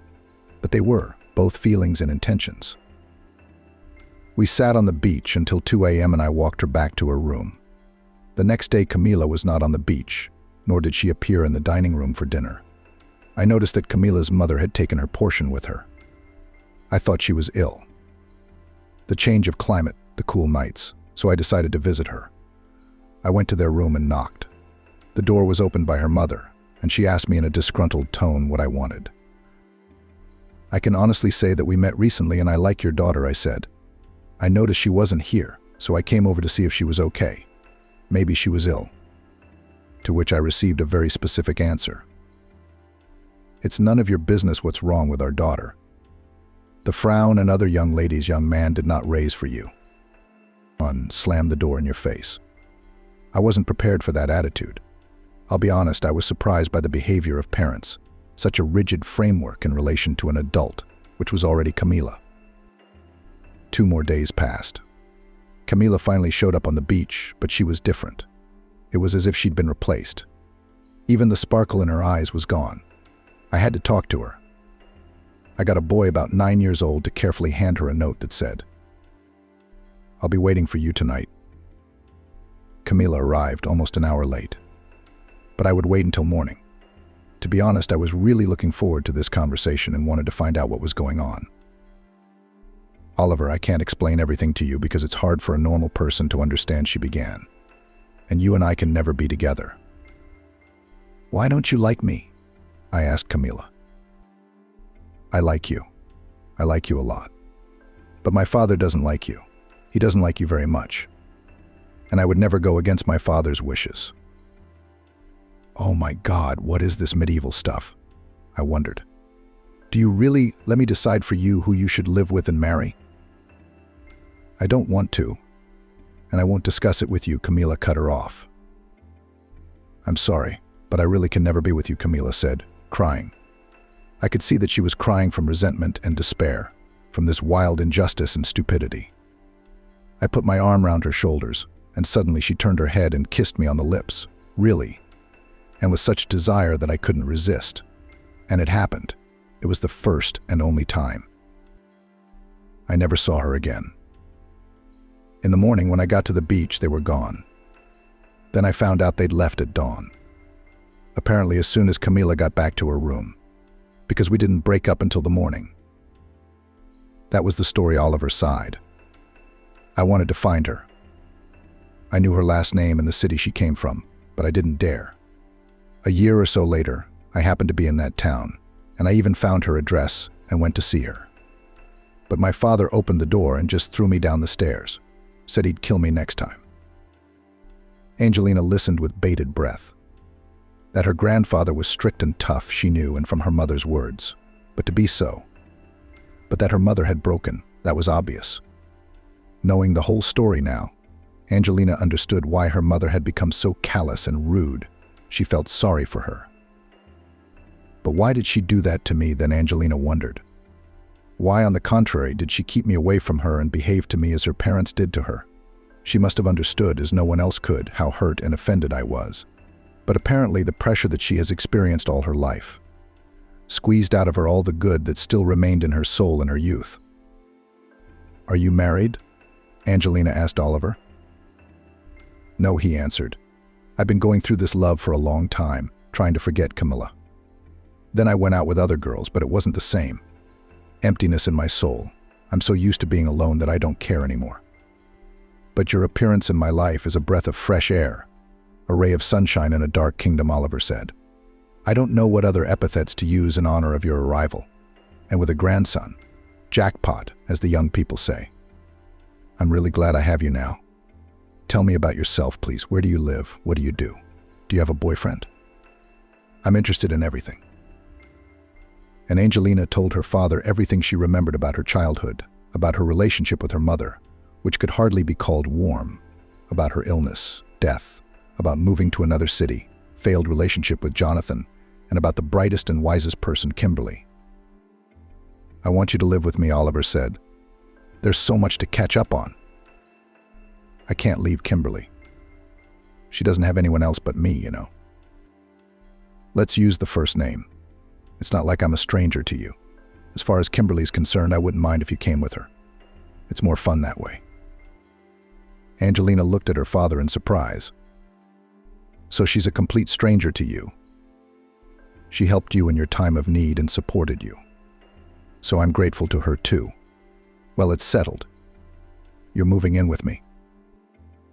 Angelina suddenly remembered the first time she'd met Kimberly and decided to make the same joke. "There's just one problem besides Kimberly and me. There's another mate." "Who?" "The cat." Angelina smiled. "And that's as much as you want. You can have a dog too. I have a big house. There's plenty of room for everyone."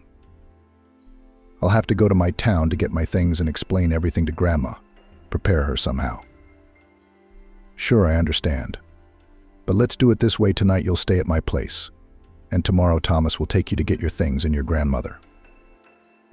Okay, Angelina smiled. She wanted to be with her father again, to talk to her family. Oliver and Angelina left the office. The secretary looked at Angelina with interest. She didn't understand who this girl was and why the mayor had canceled all his meetings and appointments for her sake.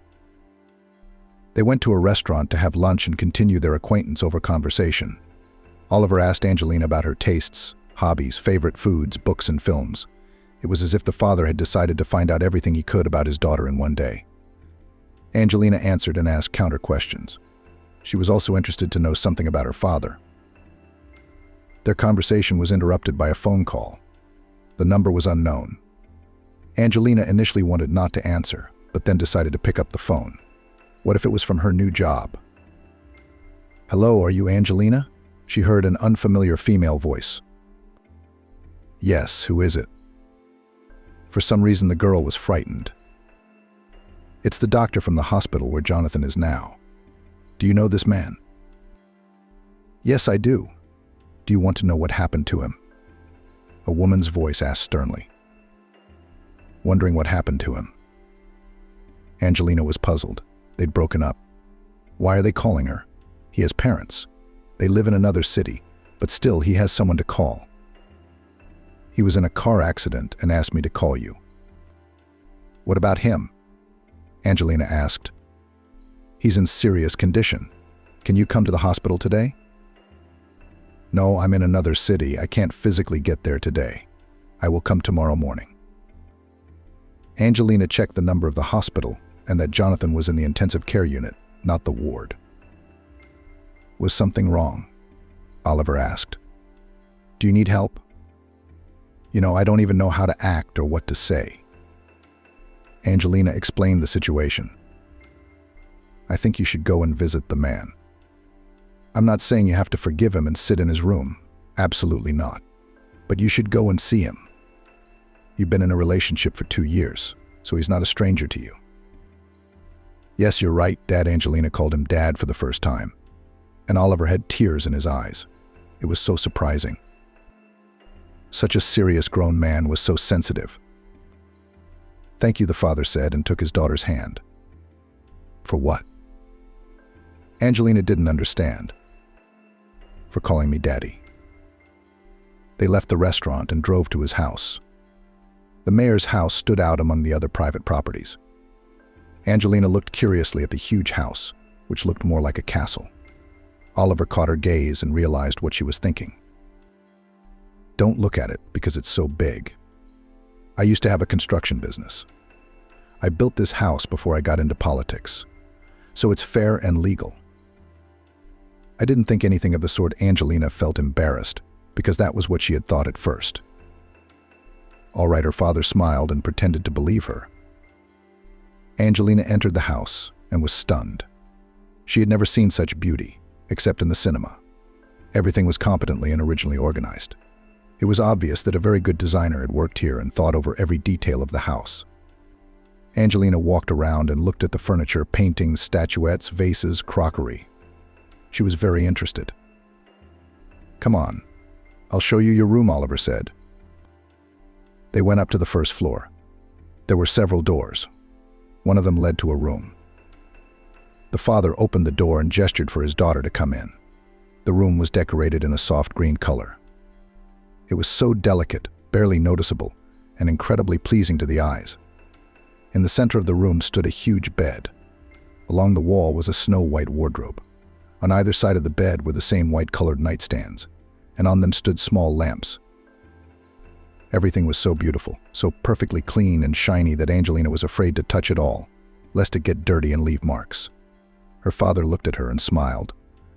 He understood perfectly well in what conditions his daughter had grown up, and now by all means he wanted to compensate her for all the emotions she had not received and provide her with a decent standard of living. "Do you want to rest?" Oliver asked. "Honestly, I do." "It was only when I saw the bed that I realized I was tired," Angelina admitted. "Then rest. I'll go make dinner arrangements. What can I make you? Fish meat. Oh, I'd love some fish. I really like fish. That's great. And fish is very good for pregnancy. I'm going to go and you rest. As soon as her father closed the door, Angelina lay down on the bed, and in a matter of minutes she passed out. She was really tired today. At dinner, her father told Angelina that his driver Thomas would arrive at 8 tomorrow morning and take Angelina first to the hospital, then to Kimberly's flat. Then he would bring them back with the cat and Grandma. Oh, I'm sorry to burden you like this, to be honest, Angelina said. What do you mean, burden me? I'm your father, and it's my duty to take care of my daughter. Especially in a situation like this, he was quiet for a moment and added, let's make a deal. If you need anything, you tell me straight away. He took a bank card out of his pocket and put it in front of his daughter. This is your card. There will always be money on it. And don't you dare argue, it's useless. The PIN code is your mom's date and month of birth. I've got the money. Thanks, Dad. No need, Angelina tried to refuse. That's my girl. You don't think I'm going to let you work in your condition. And girls always need money for stuff. Also, take only your most precious and essentials, and we'll buy everything else here. Kimberly, too. Thank you. But I think I'm a darling. I think you think, and I think we've agreed it's useless to argue with me. I suggest we take a walk before we go to bed and get some rest. You have a busy day tomorrow. You need a good night's sleep. They walked round the garden, walked down the avenue, sat on a bench for a while, and returned to the house. Angelina said goodnight to her father and went up to her room. Before she went to take a shower, she dialed Kimberly. Baby, how are you doing in there? How is your father taking you? Angelina had already called Kimberly in the afternoon and told her about her parents' wonderful find, which Kimberly was glad about. It's fine, Grandma. I have 2 pieces of news for you. The good news and the bad news? Grandma asked and smiled. No, both good, you just don't worry. Okay? Angelina asked.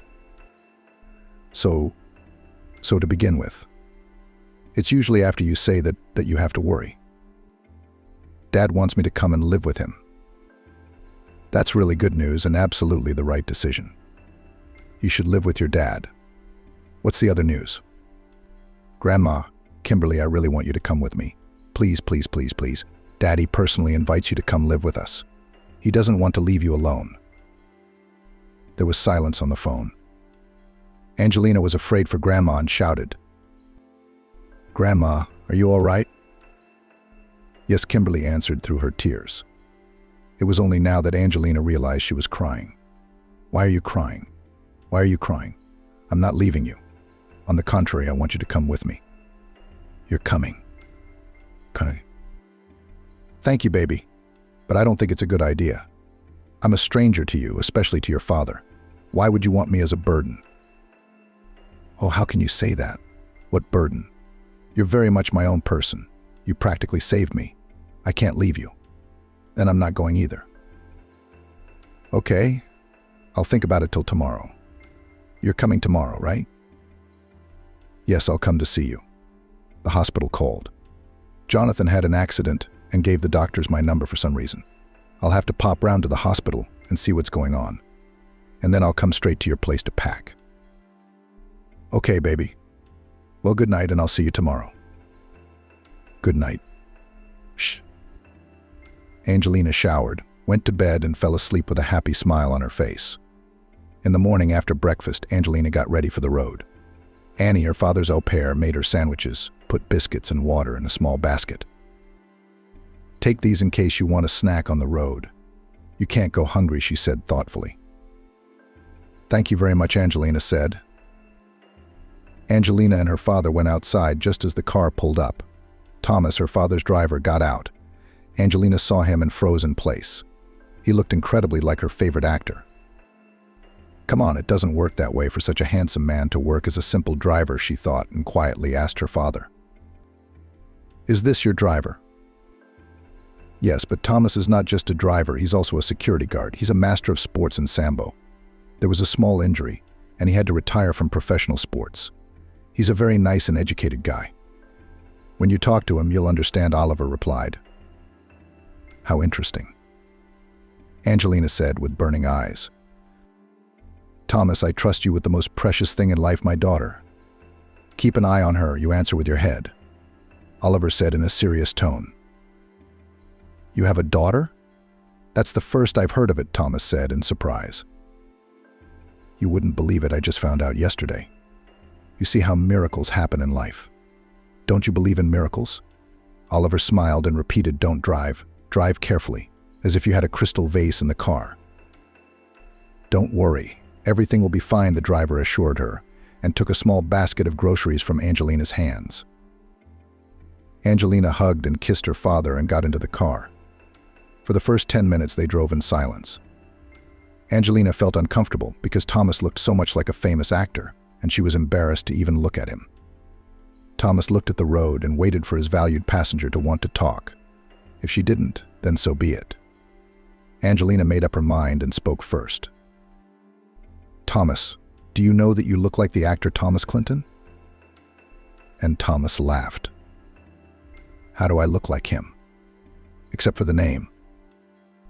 And very much like him, Angelina insisted. And she was right, he did look incredibly like this actor. Do you like the actor Thomas Clinton? Thomas realized. And how can not like him, when he is so handsome and incredibly charming? And in every role. Have you seen any of his films? Honestly, I don't remember.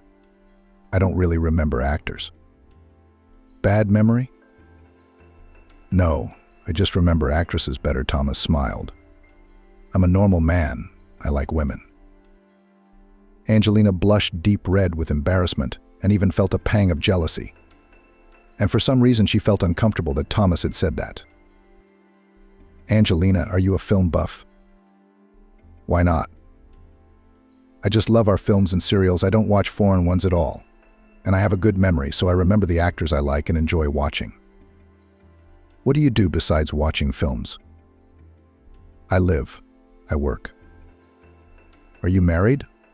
Unexpectedly he asked, and Angelina blushed again. Why? He asked. What does he care, thought the girl. Why? Is it something you're interested in? Maybe I'm looking for a bride. And you're just my type. I like smart, interesting and terribly modest girls who, when you ask them something, they immediately blush from head to toe. Angelina blushed even more and turned away to the window. Really, she asked, embarrassed, continuing to stare out the window. Excuse me, who are you talking to over there? And they both laughed. If you're asking seriously, I'm no match for you, Angelina replied sadly. May I ask why you are pregnant and what? Thomas asked. But then he realized, oh, I'm sorry, I didn't realize it first. You have a fiancé and you're getting married? Then yes, I'll pass. I'm not interested in other people's brides. No, I don't have a fiancé. Then why don't you suit me? Because I'm pregnant with another man's child, Angelina said reasonably. And you don't think your child needs a father? I suppose I do. But not every man will agree to raise another man's child. I agree, not every man would. But I'm not everyone. I'm unique. He smiled sincerely and winked at Angelina, which made her blush again. Angelina looked at Thomas questioningly, trying to understand whether he was joking or serious. Are you joking?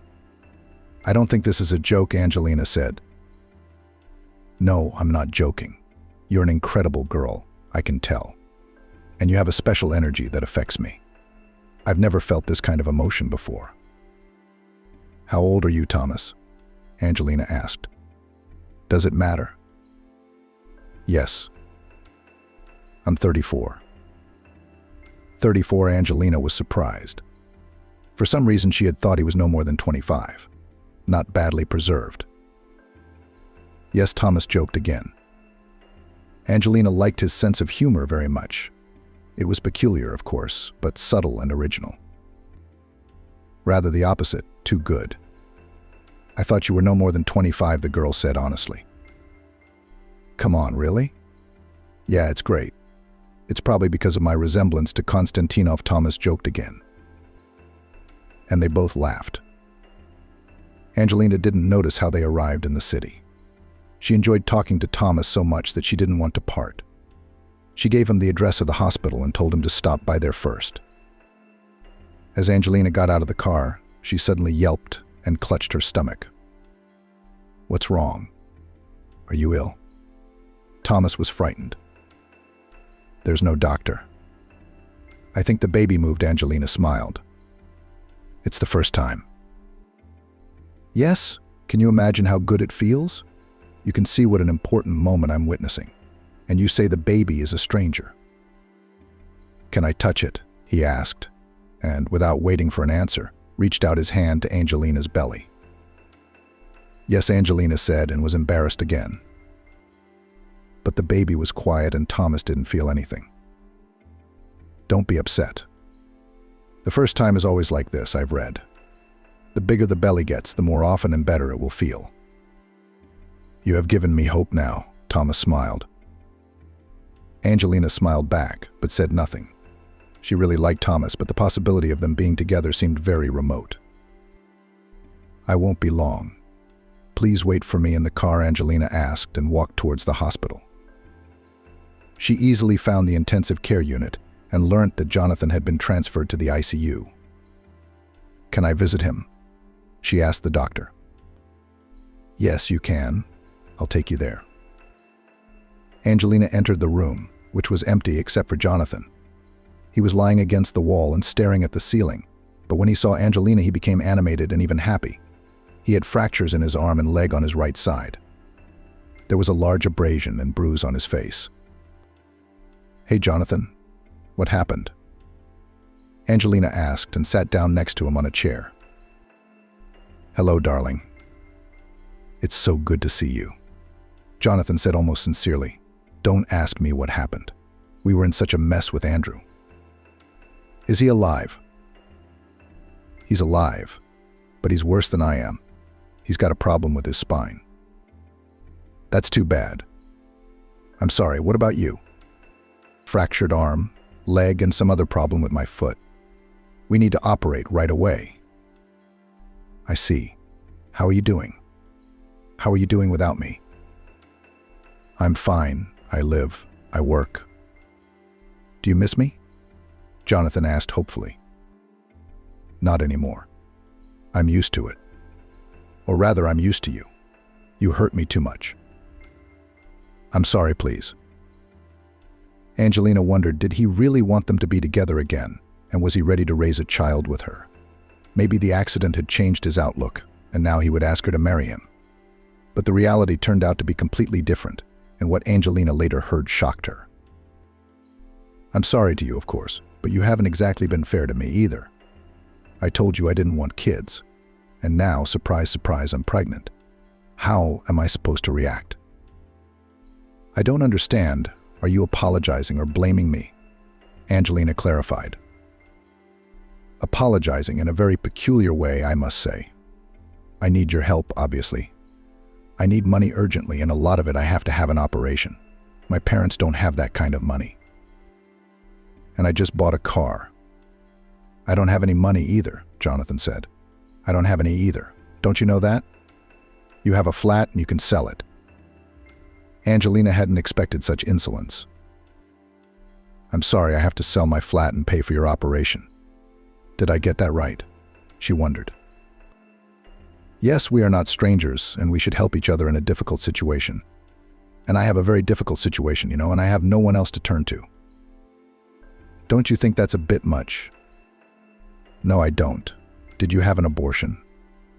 "No, of course not." "Okay, so you're carrying my baby, and in order for it to be yours, you have to pay me as a donor because you fraudulently obtained my material. I didn't give my consent. You owe me a favor." Angelina was numb. She was prepared to hear anything, but something like this. She was so dumbfounded that she didn't know what to say. After recovering a little from the shock, she asked, "Tell me, did you hit your head in the accident? Did you have a neurologist look at it?" "No, there's nothing wrong with my head." That's a very controversial conclusion because you're sick. Not a penny, you hear me? Not a penny you're getting from me.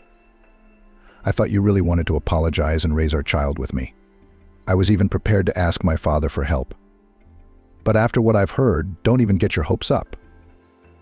She got up from her chair, walked to the door, turned round and said, "Don't you ever dare call me again or come within a kilometer of me, or my father will." "You," my future husband Angelina smiled enigmatically. "Get well, sweetheart." She turned round and with her head proudly raised left the room. In fact, the girl could hardly hold back her tears. But when she left the hospital, she did cry. Thomas waited patiently by the car. When he saw Angelina crying, he rushed to her. "What's wrong? Did someone hurt you? Did something bad happen?" Thomas asked worriedly. "No, nothing happened. It's just that my past is worse than I thought it would be. So much worse that I feel like taking a shower right now. Like I'm covered in mud," Angelina said. "Maybe we should talk to someone ... without fists. Just man to man," Thomas suggested. "No, we don't. There's no use talking. It's a very bad case. Let's go home. To your father's house or to the flat."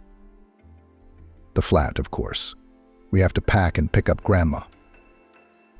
Angelina asked Thomas to go up to the flat with her to help her carry her things out, since she can't lift heavy things, much less Grandma.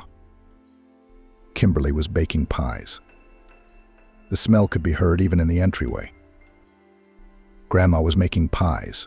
She's such a good cook," said Angelina and opened the door with her key. "Grandma, Kimberly, I'm here." "Baby, finally. What took you so long?" Kimberly came out of the kitchen and saw Thomas. She gave him a sharp look and nodded approvingly. "Now that's what I'm talking about. A real man, reliable, worthwhile, not like some of the others." Angelina smiled. "So he's worthwhile and reliable. That's good." For some reason, she was very pleased to hear that, as if she had brought her fiancé to introduce her grandmother. "Grandma, why are you making pies?"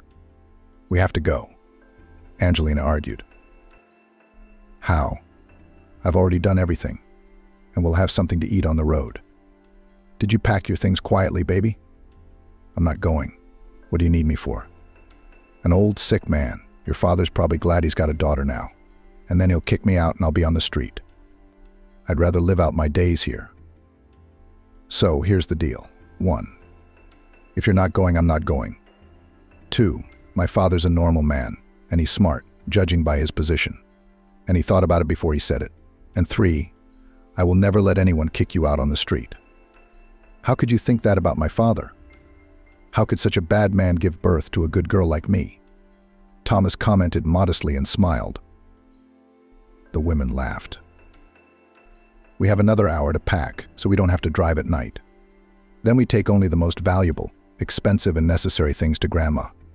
Dad said we'll buy everything we need later," Angelina said. "I'm so embarrassed, so uncomfortable," Kimberly wailed as she gathered her things. An hour later, they were ready to leave. All they had to do was drop off the keys to their neighbor and arrange for her to water the flowers. From time to time, Sam the cat looked after the flat. He was put in a carrier and meowed at the whole entrance. He really didn't like to go outside. By 8 o'clock, they were home. Oliver met them at the gate. Kimberly was very worried, but Angelina's father turned out to be a really nice man and a warm host.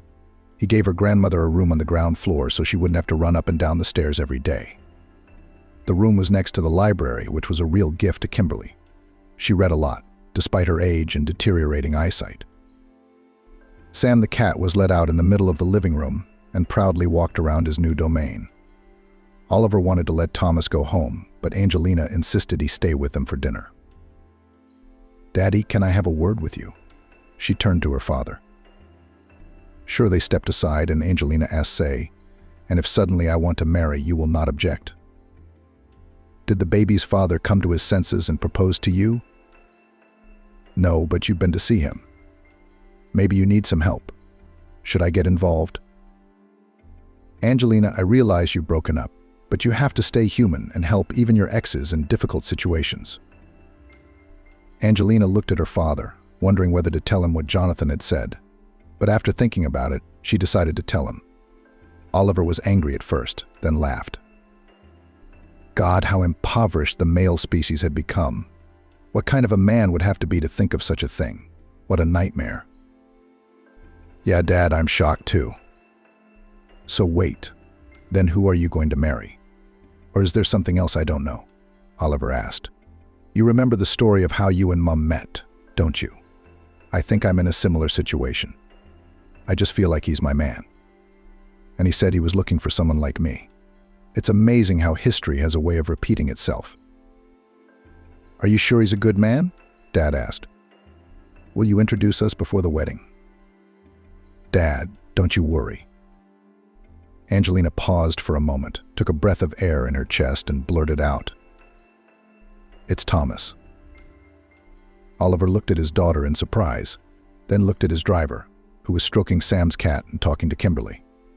Then he turned to Angelina again. When did you two get to know each other so well to make such a life-changing decision? I'm telling you, I just feel it. He's very nice. Would you allow it? Angelina asked. Why should I forbid it? Oliver didn't understand. Well, he's just a driver. What if you say it's indecent or something? What? I'm the mayor of the city. My daughter is marrying a driver, reputation and so on, Dad. I don't care about reputation and stuff like that. All I care about is that you're happy, and a reliable man to rely on in times of need, who won't betray you and who'll give you a shoulder to lean on. Thomas is like that. I'd be very happy if you two were together. Oliver was silent, weighing each word so as not to offend or upset his daughter. He knows I'm pregnant, Angelina realized. Good. They went back to the others. Angelina wanted to go for a walk before dinner, so Thomas volunteered to escort her. Kimberly and Oliver looked at each other and smiled. Thomas, can I ask you a question? Angelina asked as they walked away. Of course you're allowed to do anything, Thomas smiled. Why? Because you are my future wife. You can't keep secrets from your wife, he replied. You're not joking, are you? No, I'm not joking about that sort of thing. Then I agree. And she reached out to kiss him first. After dinner, Thomas went home and the tenants went to their rooms. Angelina lay down and was about to switch off her headphones when the phone rang. At first she wanted to switch it off, thinking it was Jonathan calling again. But it turned out to be Molly. They rarely called each other, and her friend didn't know how much had happened in Angelina's life. Hello, darling, how are you? Molly shouted happily into the phone. Hi. I'm so glad to hear from you. I have so much news. But first tell me how you are. Are you coming to visit soon? We're coming in a month, but not for a while. Thomas has some firm issues to sort out and will be back. He's been offered an open-ended contract, so we're staying in Italy. And another thing. Molly was silent. She loved that kind of effect. I'm going to be a mum soon. Oh, come on. When are you due? April. I'm due in February, Angelina said. I'm sorry, what? You're pregnant? When was the wedding? Why didn't you invite me, your friend? Calm down, the wedding's still to come. Hey, how did you talk Jonathan into having a baby? I thought he was against it, wasn't he? He still is. I'm not marrying him. Wow, that's quite a personal life you've got going on. Well, tell me about it. I'm interested. Or do you want me to burst with curiosity and my husband to become a widower? So Angelina told her friend about the pregnancy and the breakup with Jonathan and the wonderful meeting with Sharon and then her father. I love Thomas. My meeting him is like meeting my parents. How is that possible? But I'm just sure he's my man. Do you want to laugh some more? Angelina asked. Go ahead, but it will be hard for you to surprise me or make me laugh now after all I've heard. Do you remember which actor I really like? You bet. A good-looking guy like Bradley Cooper. Not only you, but most of the female population likes him. What's he got to do with it? What are you suggesting? Are you marrying him? Isn't he Thomas too? No, of course not. Where am I and where is he? But my Thomas is exactly like him. You'll be amazed when you see him." "I already am," said Molly. "Mate, life has turned you around in a way that's worse than in the cinema. And you didn't believe it could happen in real life?" "No, Molly, now I do." They chatted some more and said goodbye, agreeing to meet at the next visit of Thomas's family. Angelina thought it would be necessary to set a wedding date just a month in time for their arrival. As she dreamed of her future, she fell asleep. A wedding, the birth of her son Andrew, and a happy married life with her beloved husband in her own father's home, and under the wise protection of her grandmother Kimberly lay ahead of her. She'll go for milk and will throw her stuff away. Margaret accidentally overhears her daughter-in-law talking to her son. Margaret was born and raised in a rural family. Her mother worked on the farm all her life. Her father worked as a driver. Margaret and her little sister Vanessa cleaned the house, cooked and looked after the livestock from a young age. Their parents had no time for work. They earned money. In the evening they would come home tired and their daughters would look after them. They would set the table, pour tea, and bring clean towels after washing. It was the order of the day. From childhood, Margaret dreamed of becoming a teacher. Perhaps her first teacher played a big role in this. She was a beautiful, very intelligent young girl who had barely graduated from the institute. She spoke intelligently and calmly, knew the answers to all the questions and skillfully motivated the class for successful study. She had no laggards. Even the weakest tried and stretched to please. Gwen. Margaret remembered how she had sobbed when her favorite teacher's practice was over and she had gone home. And she hadn't been the only one upset then. Ever since then, the girl had been determined that when she grew up she would become a teacher. As good and kind as Gwen. Margaret never changed her mind. She studied well and, having finished school, easily entered the university. Margaret was given a room in a dormitory. It was so unusual. The girl had never been away from her parents and sister for more than a couple of days. And now all of a sudden it was like this. It was scary and hard at first. But Margaret was quickly drawn in. She liked her studies, her classmates, her teachers. She realized more and more clearly that she had chosen the right path. Being a teacher was really her calling. After receiving her diploma, Margaret got her first job in her life. She was hired at the local city school and at a prestigious language gymnasium. And they offered her a salary that the young girl could never have dreamed of. Margaret plunged headlong into her work. She liked everything to teach, to answer the numerous questions of her children, to write notes for lessons, and to deal with interesting and difficult cases at the pedagogical council. The young specialist was noticed and appreciated. It was nice to receive compliments from experienced colleagues. Margaret felt really happy. Vanessa, her sister, had also moved to the city, graduated from the College of Economics, got a job at the meat processing plant in the administrative office, even got married, and very successfully. Ashley, the son of the director of the plant, fell in love with the young, pretty employee. The guy was from a wealthy family, handsome, educated, witty. Perhaps his parents were at first against the bride from the village, but after getting to know Vanessa better, they loved and accepted her. Of course they did. Beautiful, hard-working, faithful, kind. The young lived in their own flat, which had 3 spacious rooms and a huge loggia. Ashley's parents had given it to them as a wedding present. Margaret was genuinely happy for her sister. But her personal life wasn't going well. Back in her university days, Margaret had had several unsuccessful romances. They all followed the same pattern. At first, the girl began to charm the next suitor, saw him as an ideal man, mentally preparing for the wedding. Then came the epiphany, bringing heartache and almost disgust to the one who had recently been the meaning of Margaret's life. Somehow her suitors turned out to be infantile, spoiled creatures, selfish as well. Insecure, weak. No, Margaret could not commit her life to such a man. The bitterness and disappointment after each breakup was long-lasting. That's why Margaret decided to take a break. I don't care about those men. They're so frustrating. Better to get on with her career. And then, one day he came into the life of a young teacher. Andrew, a modest, even a little stiff and short guy with blue eyes and a nice smile. For the first time they saw each other in the school gym on the eve of 1st September. Andrew was leading a team of craftsmen who were hurriedly completing repairs at the school. The young men met their eyes. Margaret immediately realized that this man had something for her. She couldn't quite put her finger on it. He wasn't that handsome. Quiet, unremarkable.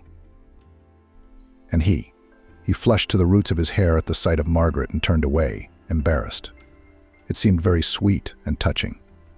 Margaret realized that he liked her too at first sight. Then Margaret met Andrew every day, and he invariably hid his eyes from her. But the girl began to notice that the guy secretly looks at her when he thinks that she does not see it, and it was very pleasant and exciting. And one day Andrew suddenly gathered courage. It was on the eve of the site handover. One last chance to get to know each other. Job done. Andrew has nothing more to do at the school, so he'd never see Margaret again. So the boy took a desperate and difficult step. Andrew spoke quietly and simply, no florid phrases. But his speech was so sincere, so touching. Margaret, of course, melted and agreed to go out with the guy. Andrew had no idea that she had been waiting for this invitation for a long time and was beginning to worry that she would never get it. And then what to do? She wouldn't be the one to hang around his neck, would she? Andrew invited Margaret to the cinema. The girl was not worried before the first date. She saw that she liked Andrew very much, felt the warmth emanating from him, and therefore was sure that their meeting would go as it should. If only Andrew would relax a little, because he was very shy. After that first date, Margaret realized that Andrew was completely her person. They were so good, so easy together. Both told each other about their lives and destinies. Andrew was raised by his grandmother. His parents died when the boy was only 6 years old. So there he was left with his paternal grandmother, already a very elderly woman. She was an old-school lady and believed that children should be brought up in strictness, especially boys. So Andrew's childhood could not be called happy, warm, and carefree. No, the boy didn't complain. He just told me how he grew up. It was Margaret, sensitive and attentive Margaret. She was drawing her own conclusions. She felt sorry for this wonderful boy. She wanted to hug him, to kiss him, to give him some warmth and care. After all this he lacked so much in childhood. Andrew went into the army after high school. Then he came back, trained as a welder. However, he failed to find a job in his profession, but he became a foreman of a repair team. Not an easy job either. Still, the boy never gave up hope of becoming a welder. And wages there are higher, and in general. He'd learned so much for a reason. Andrew lived in a rented flat, just like Margaret. When he was just a kid, some clever relatives had sold his parents' house. There was no end in sight, so the lad had to start from scratch. But he was not discouraged and did not complain about life, although fate treated him rather unfairly. Andrew was very kind and caring, unlike Margaret's previous beau. He always asked if she was hungry, and on chilly evenings he threw his jacket over her shoulders to keep her warm. With Andrew, the girl felt loved and desired. It seemed that he was ready to do anything for her. It was a wonderful feeling. Margaret realized that she was in love. And the feeling was completely mutual. There was no doubt about it. Andrew looked at her with such eyes and tried so hard to make her feel good around him. It was impossible not to notice. Margaret wasn't surprised when Andrew proposed to her and happily accepted. She had long wanted to live next to Andrew in the same flat, to take care of each other, to support each other, and it was more fun together. Margaret was tired of returning to an empty, cold room. Vanessa at first was not delighted with her sister's choice. "You're young, you're pretty, you could easily find someone richer. My Ashley has so many friends. They're all handsome and the sons of rich parents. Are you going to roll around with them like a cheese and butter?" Vanessa asked. "What about Andrew? Never a decent job or prospects." But after getting to know Andrew better, Vanessa changed her mind. "He's a good man," smiled her sister, sharing her impressions with Margaret. "Very kind, and he loves you very much. Everything will be fine with you. You will achieve everything together. You can't miss a man like that. I'm so happy for you.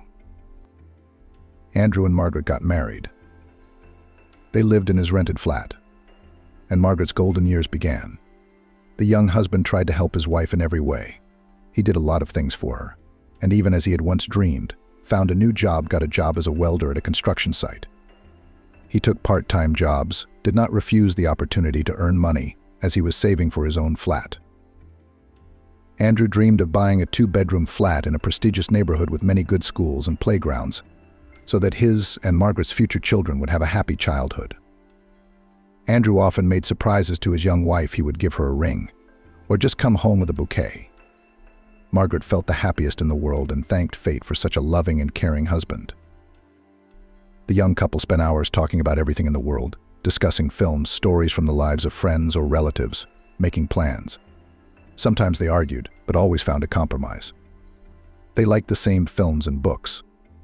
Both discovered something new and interesting to each other. For example, with Andrew, Margaret became interested in hiking in the woods, and Andrew, thanks to his young wife, fell in love with the theater. Margaret was sure that she and Andrew were soulmates, halves of the same whole. Even though the couple lived poorly, they had enough to live on. Both did not seek excesses like a luxury car or annual trips to the sea. But they were happy to have each other, and often remembered that chance meeting at school, which might not have been. Margaret took a holiday in August, as her bosses had suggested, and then Oliver was born. How happy the young couple had been over his arrival. The new father glowed with pride as he held his son in his arms for the first time. Andrew turned out to be a wonderful parent, attentive, sensitive, caring. He could drive around for hours after work with a pram to give his young wife a rest. But Margaret most often went for a walk with her husband. It was so pleasant to walk together with Andrew, holding the handle of the pram and talking to the man she loved about everything in the world in a low voice, so as not to wake her son. The young parents liked to make plans for the future. They still did not have their own flat, but the amount in the bank account was slowly but surely growing. Just a little more, and the couple would be able to afford to buy their own place. At the same time, Vanessa, Margaret's sister, had a daughter, Ellie. The young mothers often visited each other and learned together the wisdom of caring for babies. The sisters shared advice and discussed the successes and failures of their babies. Margaret felt truly happy, and her husband was so loving and understanding. And her sister was close by. The young couple often dreamed about how their son would grow up. Surely he will be clever, kind, brave, will become, perhaps, a scientist or a craftsman. And they, the parents, will try to ensure that the innate talents of their child to open up and gain strength. It is only necessary to be attentive and patient. Andrew planned to do a lot with his son, to support him, always be there for him. In a difficult moment, Margaret was happy about it. On the soul was easy and calm. The two of them would manage. The child will grow up a good man. But the dreams of the couple were not destined to come true. A few years after the birth of their son, misfortunes one after another fell on their small family. First came the financial crisis, as a result of which the couple's savings depreciated. They were only a short time away from buying their own flat. The goal was so close. But after what had happened, the money accumulated in the account could only buy a couple of winter jackets, and that only if they were very lucky. Oliver had already started kindergarten. Margaret was out of maternity leave. The couple had a hard time getting over what had happened, even crying. Andrew couldn't help crying either. He thought that his wife did not see, but she noticed everything. The man even looked for a flat, the one he had dreamed of for a long time. A spacious two-bedroom apartment not far from a large school and a sports center where Oliver could go swimming. And then it was a blow. But there was no time for despondency. Times were tough. Margaret's salary at the school had been delayed for months. Things were not going well at the building site either. Andrew's main income was now part-time work. The man spent all day long on them to feed his family. As time went on, Oliver grew up and it was time for him to go to first grade. The family seemed to be adjusting to the new conditions. Andrew's part-time job kept them afloat. The man was making plans for his own flat again. There were hopes for a better life, glimmered ahead of a happy future. Then tragedy struck at the construction site. Andrew was moonlighting. The owners of the site were economizing on everything and didn't care much about safety. Andrew knew he was taking a risk, but he was always careful and acted as carefully as possible. But this time, during the construction of a supermarket building, a man fell from the third floor directly onto the concrete blocks piled up below. Of course, Andrew didn't survive. The paramedics who arrived could only pronounce him dead. Margaret wasn't told the terrible news until the morning. For her, the whole world turned upside down and faded away. She could not even cry for a long time. The woman felt her heart and soul literally torn in two. It didn't feel like living. How and why get up in the morning, if there is now no nearest and dearest person? Margaret realized that she would never meet anyone like Andrew again. There was no one else like him. And she didn't need anyone else. She missed his smile, his look, his smell, his warmth. Physically, it was painful from the impossibility to embrace the person she loved. There were his things around: clothes, books, glasses. But Andrew himself would never come home again, hug her and her son, joke with them. How to accept that? To dull the pain, Margaret even took up the bottle. Margaret realized, of course, that this was a dead end. But at that moment she didn't care, just as long as she could get rid of the unbearable pain for a moment. There was no telling what would have happened to the woman if it hadn't been for Vanessa. She took Oliver in for a while. She had seen that his mother was not only unable to look after the child, but couldn't even manage herself. Margaret didn't care. Oliver was taken away, and that was fine. She didn't even think about her own child's feelings, but he was in pain and scared too. What brought Margaret back to life, oddly enough, was Oliver's illness. He caught pneumonia and ended up in hospital. Vanessa came to her sister in tears to tell her what had happened. She felt guilty. She had not looked after her nephew. He had a high fever and was delirious, Vanessa said. At first the doctor and I thought it was stress. His father had died and his mother was in a strange state. But then it became obvious it was more serious than that. He was in intensive care for 24 hours. He seems better now. But the doctor says it's too early to relax. Are you drinking? It's time to get my life back. Enough already, we can't bring Andrew back. We're going to lose another boy. The situation brought Margaret back to life. She was scared for her son, more scared than she'd ever been in her life. She pulled herself together, stopped drinking, regained her job, and of course became a caring and loving mother again. Every day Margaret now traveled to see her son in hospital. At first she stood under the windows, and then when Oliver was allowed to leave, she walked with him for hours in the hospital courtyard. Oliver somehow grew up at once. Trouble had turned the 7-year-old boy into a little old man with sad eyes. He was surprisingly thin, pale, and silent. Looking at her son, Margaret realized that he was under deep stress. Her baby is traumatized and needs a strong mother. And she, Margaret, had given up, drowning in her own grief, forgetting about the person who needed her support. From then on, Margaret became the perfect mother, attentive, fully focused on her son, caring. Margaret could not stay in the city. The rent was too expensive. The woman did not earn so much. She had to return to the village. Her father was gone. His life was taken by a heart attack 2 years earlier. And her mother, the elderly Maggie, was in great need of support and care. It was getting hard for her to manage the household on her own. So Margaret's move came at a good time. Oliver went to first grade at the village school. Margaret took a job as a teacher. But soon she had to think about changing jobs. The salaries at the school were very different from those at the city grammar school. It was impossible to live on such crumbs, and Margaret had to pull the child alone to put him on his feet. A neighbor, Aunt Gray, had a good idea. Her nephew had a shop in the central market.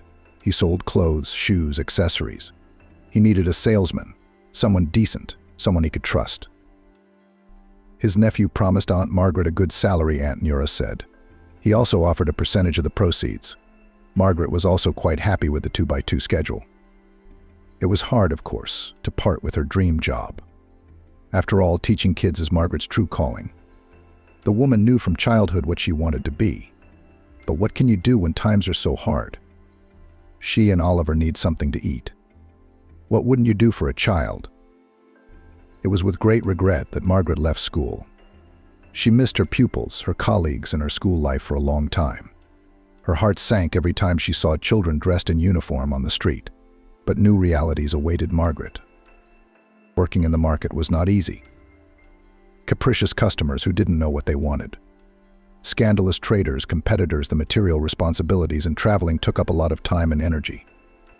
On days when Margaret went to work, she had to get up at the crack of dawn and walk almost 2 kilometers to the nearest bus stop in town. But the pay was good. Now Margaret could buy her son beautiful clothes and toys, and even every summer they flew to the seaside resort, and her mother helped to look after her son. She was already very old, of course, but she had enough time and energy for her grandson. Margaret often went to visit Vanessa. She didn't work, she was busy with the house and her daughter. She could afford it. Her husband earned enough to provide for the family. That's how your fate turned out. Vanessa often pitied her sister. You work as hard as you can, spinning as hard as you can. I even feel embarrassed to be a housewife. What about you? Everyone has their own fate, Margaret sighed. I'm not complaining about mine. Oliver and I have everything. There's no need to worry about it. Margaret was genuinely happy about Vanessa's life. She adored both her sister and her niece Ellie, but as her own daughter. The four of them often went out together, traveled somewhere together. In general, they lived friendly soul to soul. It was Vanessa who advised Margaret to save up some money and invest it in shares of a large company. Ashley says it's the right thing to do, Vanessa said. We have a lot of money invested in those stocks ourselves. My husband is sure that everything will be great in the end. And Ashley's smart, he knows. Margaret listened to her sister and, without a word to anyone, bought a few shares. The capital was growing, but very slowly. It was impossible to get rich by such interest, as it seemed at first. But Margaret decided to let the money lie on deposit. But she did not tell her son or her mother about the shares. I don't think they'll approve, Margaret thought. They would say it was a waste of money. Let the family live in peace. So Margaret had her own little secret. Now she was saving money, buying shares, saving for a happy future for her son. Oliver grew up to be a smart, athletic boy, unlike his modest, quiet father. He was the soul of the company. He always had a lot of friends, comrades. The guy walked a lot, laughed, socialized. He was a very cheerful and carefree person. What a lad he's grown up to be. Margaret rejoiced. Self-confident, brave, intelligent. Just the kind of son Andrew and I imagined when we walked round the neighborhood with the pram. Oliver dreamed of becoming a lawyer, but to enter the coveted faculty he lacked just a little bit. The guy had to go to the army. Returning, he decided to try his luck in the city. His mother supported her son's decision and even helped financially by renting Oliver a flat. Go, try, dare, she said. Just be careful and know that no matter what happens, you can always come home, here, in this house. Thank you, Oliver smiled. But I'm not going back. I'm going to make my way in the city. There are so many opportunities there, so many prospects. Something will come of it. Bon voyage. Margaret smiled. It was scary to let her son go, but what can you do? The boy has grown up. It was time for him to start his own life. Oliver entered a construction college and at the same time got a job at the factory. He studied, worked, and paid his own rent. Often came to the village to visit his mother and grandmother Gwen. He always turned up with gifts and funny stories. Margaret's mother had given up on him. She hardly ever left the house, and sometimes she didn't even recognize her own daughters. One day she had a heart attack. Margaret called an ambulance. Mom was taken to hospital. The old woman never came back. What do you want? Age. The doctor sighed tiredly. Nobody lives forever. Margaret and Vanessa organized a funeral in the village. There were a lot of people at the wake. Everyone knew Mum here, after all. And then Vanessa told her sister to take over her parents' house. I don't want half the inheritance, Vanessa said. I don't need it, you know. What about you? Have you looked after Mum these last few years? It's hard work, so it's only fair that you get the house. Margaret didn't mind. She really needed her own corner. Old age was fast approaching. The woman sometimes marveled at how quickly her life had flown by. It seemed as if she and Andrew had just had Oliver. They were young, full of plans and hopes, beautiful. And now Oliver is a grown-up, independent man. Andrew is gone, and she's almost an old woman herself. What lies ahead? Margaret thought. Only retirement and a quiet, peaceful existence in a country cottage. Oliver is my only hope. He will marry, his grandchildren will be born, the little ones will come to visit their grandmother, and then there will be joy in life. By the way, Oliver is a good man, Margaret thought aloud. He hadn't given up his dream of going to law school. He got in after all. It was hard on him, working and studying, but he'll get through it. I'll be there to help and support him. Vanessa said it was time to live for yourself. You're young, you're still beautiful. Oliver's all grown up. Now you can treat yourself. You've got a good salary, you've got savings. Let's go to Italy or Greece. You've never been abroad before. We'll take a walk there, have a rest. What Greece, what Italy? Margaret smiled back. I have a grown-up son, Oliver, who is getting married soon. I guess I'll have to help him with the wedding and the flat. That's what I'm saving up for. No time for holidays. He's a grown man now, Vanessa persisted. He's so strong and handsome. He'll manage on his own, and you need to think about yourself sometimes. But Margaret didn't agree. It was different for her sister husband Ashley and son Harry were born into a wealthy family. Their futures were planned 100 years in advance and secured. True, Jen's niece, despite her rich parents, had grown up wise, modest, sensible. Simple, natural, pleasant. And independent, too. Like Oliver, Jen worked from an early age. A golden girl. When Margaret had argued with her sister that Oliver would need her support for the foreseeable future, she'd been right. Shortly after that conversation, the son came to visit his mother for the weekend. He was somehow mysterious, not as he always was. Margaret immediately realized that something was wrong. The woman quickly assembled the table, put out her son's favorite treats, fried potatoes with mushrooms, pancakes and pickles from the cellar. Then she watched with pleasure as Oliver devoured it all. At the table, the young man shared some exciting news with his parents. "Mom, I'm getting married," he said. "How are you getting married?" Margaret's questions poured out of Margaret like a cornucopia of questions. To whom? When? The woman was overwhelmed by a storm of emotions: joy, anxiety, surprise. "Her name is Julia," Oliver answered. "You're going to love her. I'll bring her here next weekend. You two should get to know each other before we get married. I just wanted to warn you." At first, Margaret nodded her head with a smile. She knew, of course, that the moment would come sooner or later, but still the news took her by surprise. Wow, Oliver's getting married, all grown up, she thought. Julia worked as a waitress in a cafe, her son said. "I often went there for a bite to eat. That's how we met." Julia is also from the country. She was also brought up by a single mother. See how much we have in common. Julia came to the city to go to law school. Another coincidence. That's amazing. She dreamed of working for the law, helping out, catching criminals. And she's so fragile, so thin. What kind of policeman would she be? She failed her college exams, but she didn't want to go back home to the village. Oliver continued. What would she do there? She grew up in a small village in the middle of nowhere, in a poor family. Her mother had 5 younger children besides her. Julia didn't want to go back to her old life.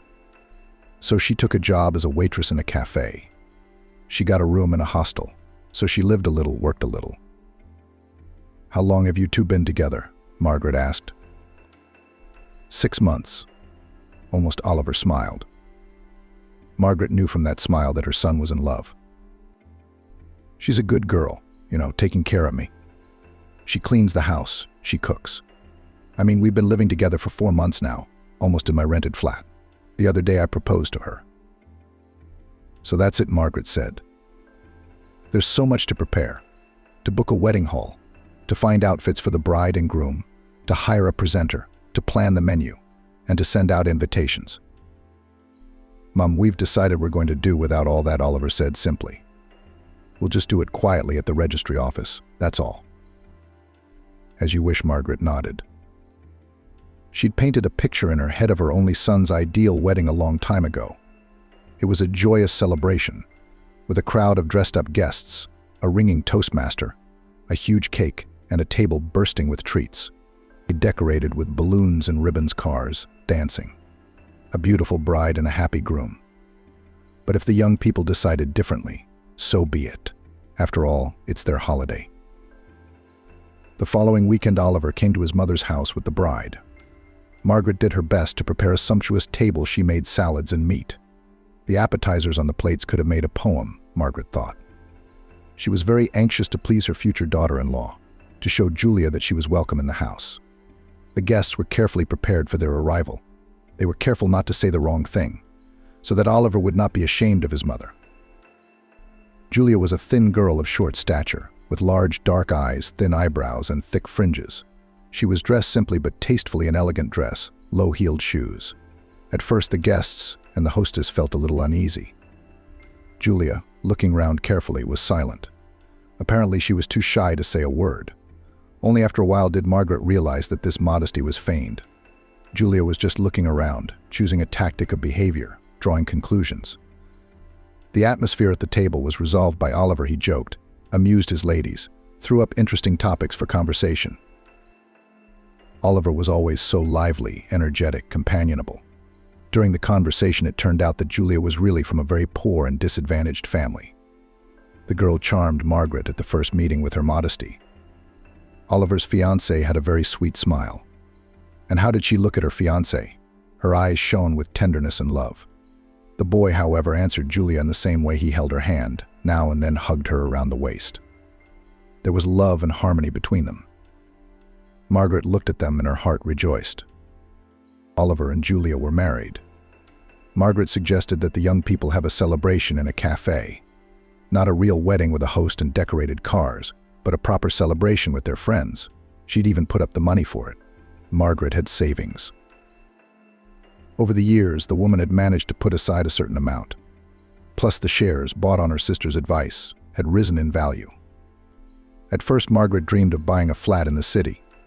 But then she realized that she could live quite well in the village. It was quiet, peaceful, and close to familiar and friendly people. Margaret liked the very atmosphere that reigned in her village. Towards retirement, the woman realized that she did not want to move anywhere, even though she had enough money to buy a small flat. Only Vanessa, her sister, knew about the savings. Margaret didn't talk about her wealth, not even to her son. She wanted Oliver to grow up independently, to try to earn his own money for a place to live and achieve something in life. But if he failed, his mother would always help him in a difficult situation. The means are there, but only for the time being. He wasn't supposed to know about it, to make his own way. The money was in a bank account. Margaret had invested some of it in shares a few years ago on the advice of her husband and sister, and the money was now earning a good income. And for her son's wedding, Margaret had withdrawn a sum that she estimated would be enough for a sumptuous celebration. Margaret wanted to give the young couple a gift. On her son's next visit, she handed Oliver a puffy envelope. Wow, he marveled as he looked inside. What a surprise. Where did you get it? I saved up, Margaret smiled.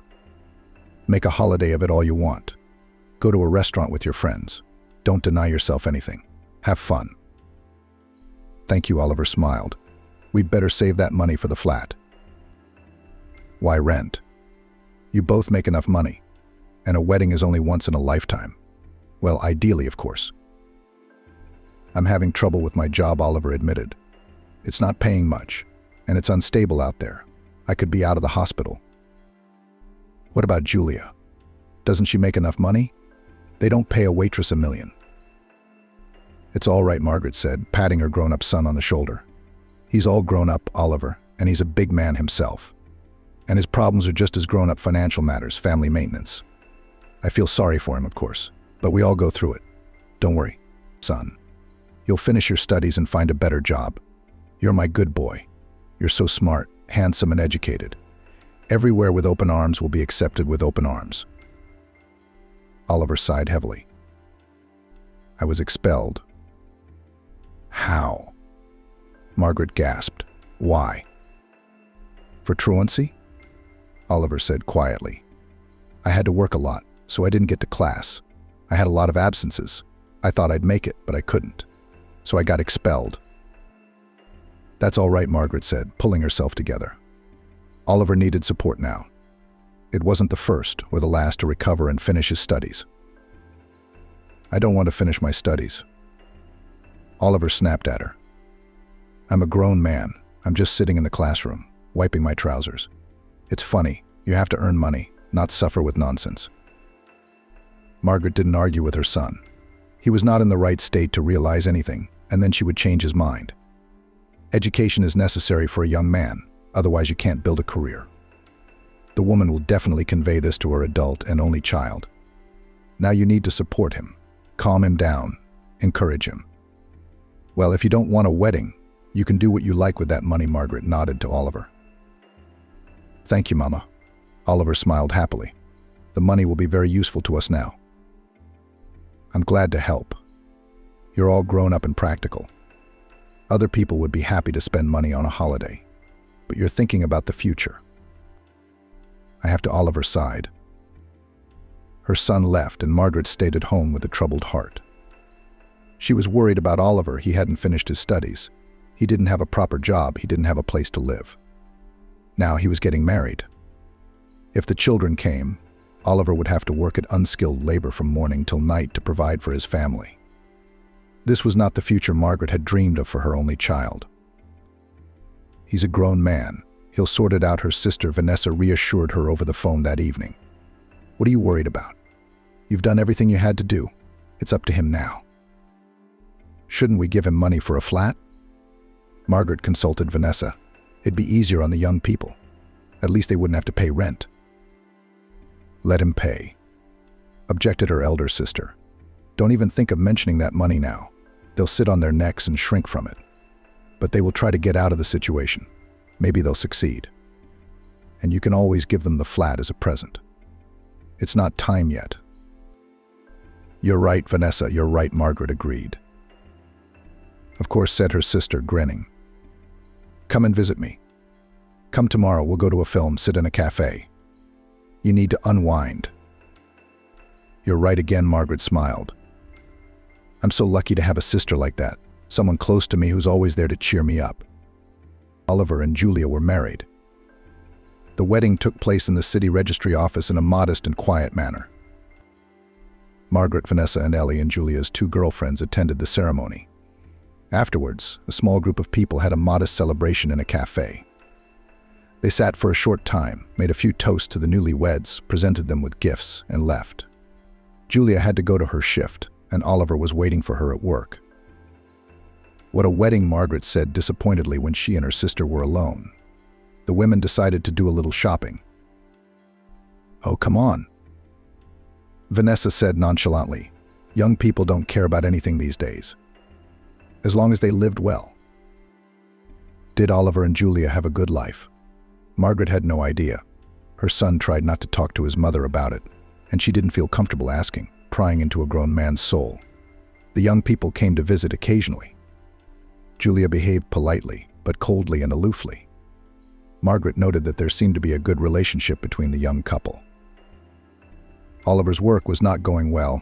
He changed places and employers, looking for a decent income, but nothing worked. Oliver didn't want to think about going back to university. Margaret was tempted several times to tell her son that she had a financial safety cushion, which she was ready to give him. She wanted to support Oliver, to take the despair out of his eyes. But the woman held back.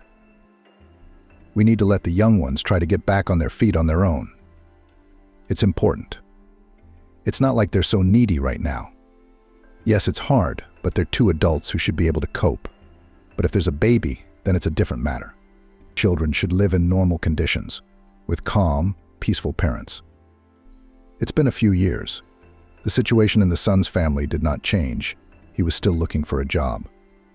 Oliver went from being a jolly joker Balaguer to a scowling man. Margaret thought it was because of money problems. But one day she happened to witness a conversation between her son and Julia. The couple had come to visit Margaret. It had been happening less and less lately.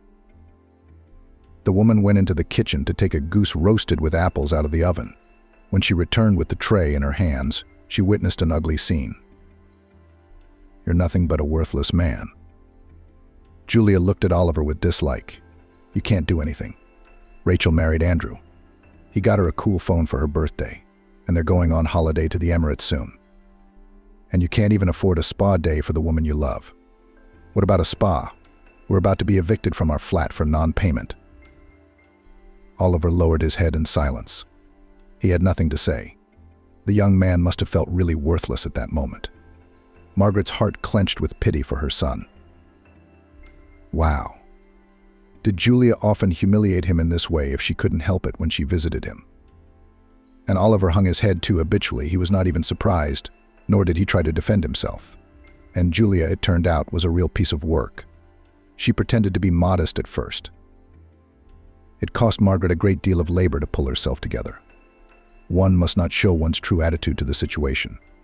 In fact, she must pretend that she had neither seen nor heard anything. Her interference would only spoil everything. Julia will have the opportunity to call Oliver a mama's boy, and she'd have a hard time with her mother-in-law, that's for sure.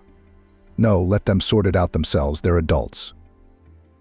For the rest of the evening, until the young people left, Margaret kept neutral, talking on distracted subjects, smiling at both spouses, and trying not to notice the fixed sadness in her son's eyes.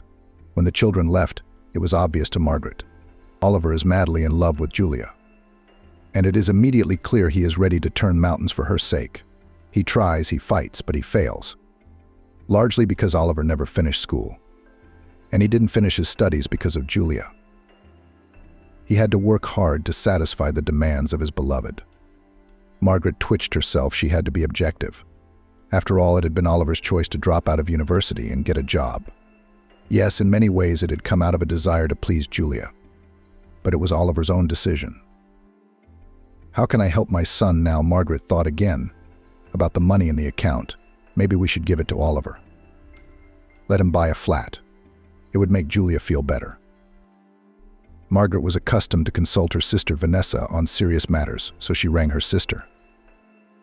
"You're mad," Vanessa exclaimed when she heard her sister's reasoning. "Don't buy Oliver a flat now. Don't you realize that it would be considered marital property? They've only been together a little over a year. What if there's a divorce? Julia would take half of it without blinking an eye. I understand if they had kids. Then at least the grandkids would get everything. But as it is, there's no telling who's going to get it." Margaret realized her sister was right again. There's so much to consider, it's hard to keep in one's head. It's not easy being a mother to a grown-up son, Margaret sighed. It's not easy being a mother at all, but sometimes it's nice, her sister countered. A few more years passed. Margaret could see that her son was unhappily married. Oliver was still looking for a decent living. He did everything he could. He worked as a shift worker, tried to start a business, and worked as a trucker, but he didn't stay anywhere for long. Then the company went bankrupt. Then the next medical examination did not pass. Finally, Oliver gave up, tired of being disappointed. One day he arrived at his mother's house suddenly, unannounced, alone. "We can't afford to live in Seattle," he sighed. "It's too expensive for us. We're going back to Claremont. We'll live with you for a while. Do you mind?" Margaret shook her head in surprise. "Good," Oliver nodded. "In that case, we'll come back next week." Margaret was at a loss for words after her son's departure. Are they going to live together here in the village? What kind of a strange decision is that? There's not even much work here. What do Oliver and Julia expect? But Margaret did not argue with her son. She could see he was having a hard enough time as it was. All right, let them try. They're probably just looking for a way out of a difficult situation. They're considering a life in the country. Well, we can do that. The city didn't work out. Life together with Oliver and Julia began with a turf war. "Mum, we're going to live in the living room," said Oliver. "Why?" Margaret was surprised. She had prepared a corner bedroom for the young couple. She thought it was the coziest and most remote room, and would be more comfortable for the young people. "Because it's the biggest and brightest room," Oliver replied simply. Margaret realized later that her son was broadcasting Julia's will. He was always trying to please his wife. He loved his young wife more than his life. And she took advantage of that. Julia immediately showed her true face to her mother-in-law, not even trying to pretend to be polite or modest. She didn't like everything Margaret did. Her mother-in-law didn't cook properly, too fatty, unhealthy food. She didn't know how to set a table. And she didn't even scrub the floors properly. Julia often made contemptuous remarks to Margaret. "Why do you rattle your dishes in the morning and disturb your sleep? Or do your friends laugh too loudly? And anyway, can't you get together somewhere else in the evening now?" At first, Margaret was at a loss for words at her sister-in-law's insolence. But then, of course, she thought of appropriate responses to Julia's barbs. She wanted to remind the young woman that she was not in her own house and that she should behave more modestly. But Margaret refrained for her son's sake. She saw how much he was attached to Julia, loved and worshipped her. The young husband tried to fulfill every whim of his wife. There were many whims. Oliver did not cope and felt guilty. Julia fueled this guilt in him. She often mentioned the husbands and boyfriends of her acquaintances, who lavished jewelry on their loved ones and literally showered them with money. Margaret understood the purpose of all this talk. Julia manipulated Oliver, played on his feelings, used her spouse, suppressed. But she wasn't even trying to open her son's eyes. He wasn't in the right state of mind now anyway, too blinded by love and passion. Margaret sincerely did not understand what her son found in this Julia. Well, yes, she was pretty, but there's a lot of them out there, and yet such strong feelings. It seemed that if Julia asked him to jump off a cliff, he'd do it gladly. Oliver got a job at the local sawmill. It was hard work, physically exhausting, but the pay was good. Enough to periodically take Julia to the city, then to shopping, then to a restaurant. The young wife herself did not bother to work. Well, where can I find a suitable place here in the village? She sighed. And in the city every day, Margaret, go to the city. All of them. I used to go, Margaret suddenly remembered. I had no husband, and I had a baby to raise. I had to get from here to the central market every day. Why are you comparing different times and situations? Julia sighed languidly. Firstly, I'm married. Fortunately, the responsibility for the financial maintenance of the family lies with the man, not the woman. Secondly, we are not in a hurry to have children. I believe that to give birth without a home, without a yard, terribly irresponsible. And thirdly, I'm going through such a period now. Do you think it's easy to work as a waitress on night shifts, to go out, to put up with the antics of customers? I need to recuperate, get my head round it. Margaret had a lot to say to her daughter-in-law, but she kept quiet for her son's sake. He was having a hard enough time as it was, and now he would be flitting between mother and wife, like between two fires. Margaret realized that her daughter-in-law was openly condemning her life. Julia thought it was irresponsible to have children without a home, without a yard. It's a reproach to her, isn't it? When she and Andrew had Oliver, the young family had no home of their own. That's what her daughter-in-law was implying. The longer the young people lived at Margaret's, the clearer the woman realized that Julia was manipulating Oliver, making him dance to her tune. She uses her spouse, her son, the one who is in love with the young beauty, to the point of losing his mind. The wife turns the situation in her favor. Julia herself clearly does not have any tender feelings for her husband. This is evident from her irritation, from the unpleasant looks at the spouse, from the words, gestures. There's a lot of signs of that, and how only the son does not notice. So why is Julia still with Oliver? The answer is simple: who else would go to such lengths for her? Where else would she find someone so loyal and obedient? A feeling like Oliver's for Julia is rare, and the girl realizes that. She will try to squeeze the maximum out of the situation, and if there is a better option, she will easily leave Oliver. Being confident in her own attractiveness, Julia behaved rudely with her mother-in-law right in front of Oliver. She must have realized that Margaret could see right through her. It made her angry, annoyed, and frightened, apparently. And how did Julia look at her mother-in-law? She felt superfluous in her own home: the arrogant, contemptuous glance, the barbed remarks, the reproaches. In order to have less contact with her sister-in-law, Margaret herself now went to visit neighbors, and also often went to her sister Vanessa and even stayed overnight at her place. Vanessa, of course, advised her to put Julia in her place. "This is your house," her sister shook her head. "Remind her of that. Make her think about it. Tell her to separate, to look for a place to live, because she's living on her own and she's being insolent." "Well, do you want me to talk to her myself if you're uncomfortable?" No, Margaret waved her hands. No way. Oliver is always on her side in everything. He was already having a hard enough time as it was, and he didn't want to add to it. Oliver really believed everything his wife said. Margaret tried to behave as politely as possible, kept silent in response to her daughter-in-law's barbed remarks, cleaned her plates without complaint, and put up with her reproaches. But Julia, apparently, still complained to her husband about his mother, put it in an unpleasant light. "Mum, why are you picking on her?" Sometimes the son would start a conversation. "Julia is a wonderful woman. I love her. You mustn't think of her as an enemy. Try to make it up to her." "I never quarreled with her," Margaret tried to justify herself. "I try not to talk to her at all. She turns every conversation to her own side. She makes me her #1 enemy. That's what it's all about." It's sad. Oliver shook his head. That's what Julia says. You either blame her, ignore her, or make her work in the kitchen. You can't have it both ways. Why do you make her clean up after herself?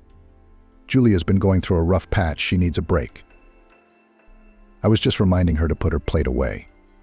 No one's making her work. I'm serving you.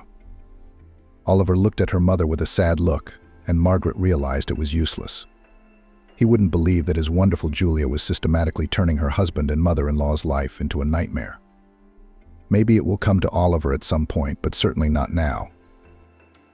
Julia masterfully pitted Oliver against his own mother, the person who sheltered the couple in her home, gave them shelter, who essentially feeds them. Oliver earned a pittance at the sawmill, and the lion's share of his salary went to pay off his loans. In the city, the couple had accumulated loans, for which they now had to pay. It was hurtful and painful. Margaret saw no way out of the situation. She could only hope that sooner or later Oliver would see the light. Sometimes she wanted to throw the insolent youth out of the house, but that would mean losing her son forever. Julia had a way of turning Oliver against his mother over nothing. And if she threw them out of the house at a difficult moment, there'd be drama to be played out. Shakespeare would be jealous. And the house, to be fair, it was Oliver's. When Margaret's mother died, she suddenly realized that these things usually happen suddenly. Yes, Mum had been ill, in need of help, but there was nothing to suggest that she'd passed away suddenly. Margaret thought about it a lot. After all, she might one day be gone just as suddenly. And then what would happen to Oliver? The inheritance, waiting 6 months. What if there's another bidder for the house? Unexpected heirs. My father had a complicated relationship with his relatives. Anything's possible. To protect Oliver, Margaret, who was the only owner of the house at the time, wrote a gift deed to her son. And that was it. Her soul was at rest. Margaret was used to living for her only child. She did everything for him. The house was now officially Oliver's. And his son knew it. The truth was, Oliver didn't think he'd need the inheritance. He planned to settle down in the city, buy a nice flat. What was he going to do with a country house? Who knew it would turn out like this? Margaret decided to be patient. It cost her a lot of effort to hold on and not to take it out on Julia. And it was not a healthy life for her. But for the sake of her son, she could bear it. As long as Oliver was happy. If it hadn't been for Vanessa and her sensible advice, Margaret would have spent all her savings on a flat in the city for young people. But her sister had been right. The woman realized that now more than ever. Julia doesn't love Oliver. That much is obvious. She's using him. And if Oliver buys a flat that would be considered jointly acquired property, the young wife will immediately demand a divorce. She'll legally take half of it with her into her new life. And that's a lot of good money. No. She won't, Julia. Oliver can't go on blinded by this strange love forever. He'll see the light one day. That's when he'll need a flat in the city for his new life. It's just a pity Oliver can't be kicked out of the house. Margaret had to endure the antics and unjust reproaches of her daughter-in-law. There was no end to it. But the woman realized that now she was unable to change anything.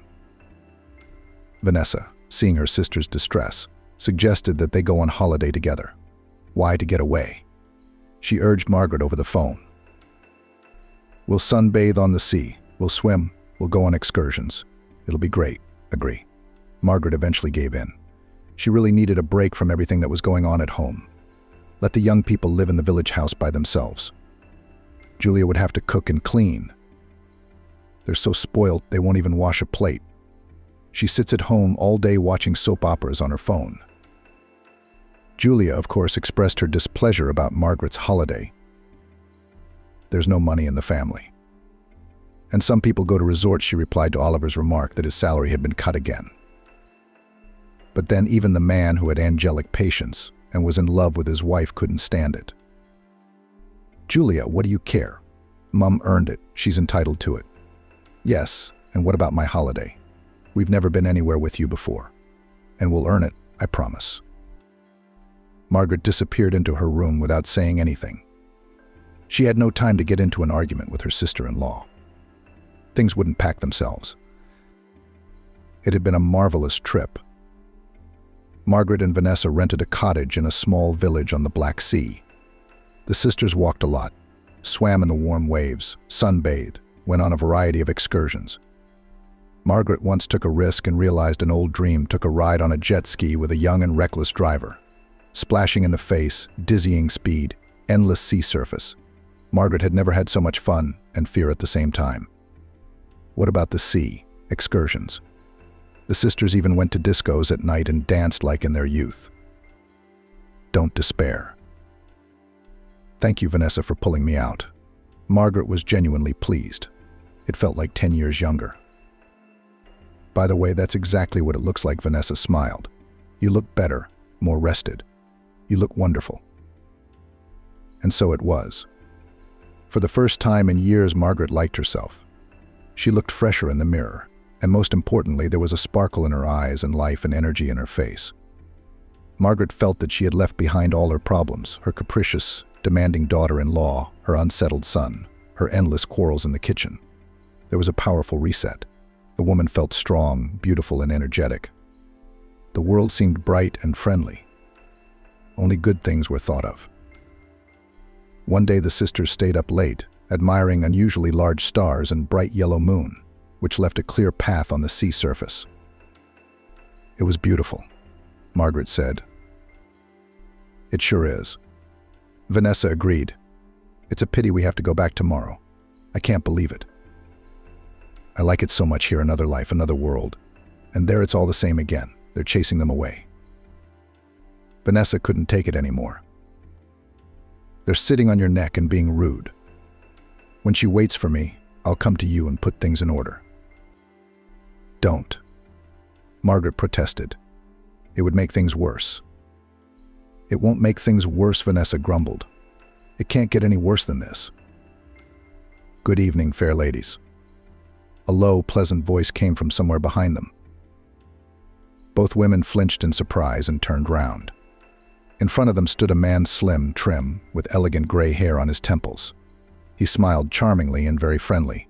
He was wearing jeans rolled up to his knees and a loose black t-shirt. In all this, the stranger looked very stylish and attractive. Hello to you too, Vanessa answered for the two of them. It's a lovely evening, isn't it? The man kept coming closer and closer.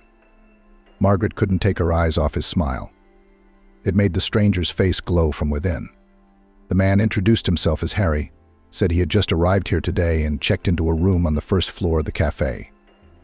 The sisters were just there tonight having dinner at the place, drinking wine, eating kebab, enjoying live music. Harry immediately noticed two beautiful single ladies at the table and purposely followed them to the shore. I'm sorry if I startled you, he said. And don't think I'm a frivolous adventurer. It's just that you both have such kind smiles. I wanted to get to know you better. I'm here all by myself. I'd like to find some company for walking and socializing if you don't mind. There's a problem with that, Vanessa shrugged her shoulders guiltily. We're leaving tomorrow at lunchtime, the plane. That's a shame. The smile slipped off Harry's face for a moment. Margaret, too, was sorry that they wouldn't get to know the man better. Surely it would have been even more fun and interesting for the three of them to spend the holiday together. There was something about Harry, something special. Margaret wanted to be near him, to look into his eyes, to admire the man's smile, to listen to him. Strange. The woman didn't remember anything like that happening to her in the last 30 years. And had it ever happened in her life at all? Well, if that's the case, we have one night left, Harry smiled again. Let's make it fun, something to remember. I come here a lot. I'll show you such places. I'll show you places like this. Are you coming with me? Margaret was ready to say yes immediately.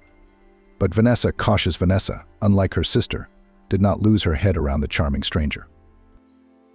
We're kind of seeing you for the first time, she said with an embarrassed smile. I do not want to offend you, but still.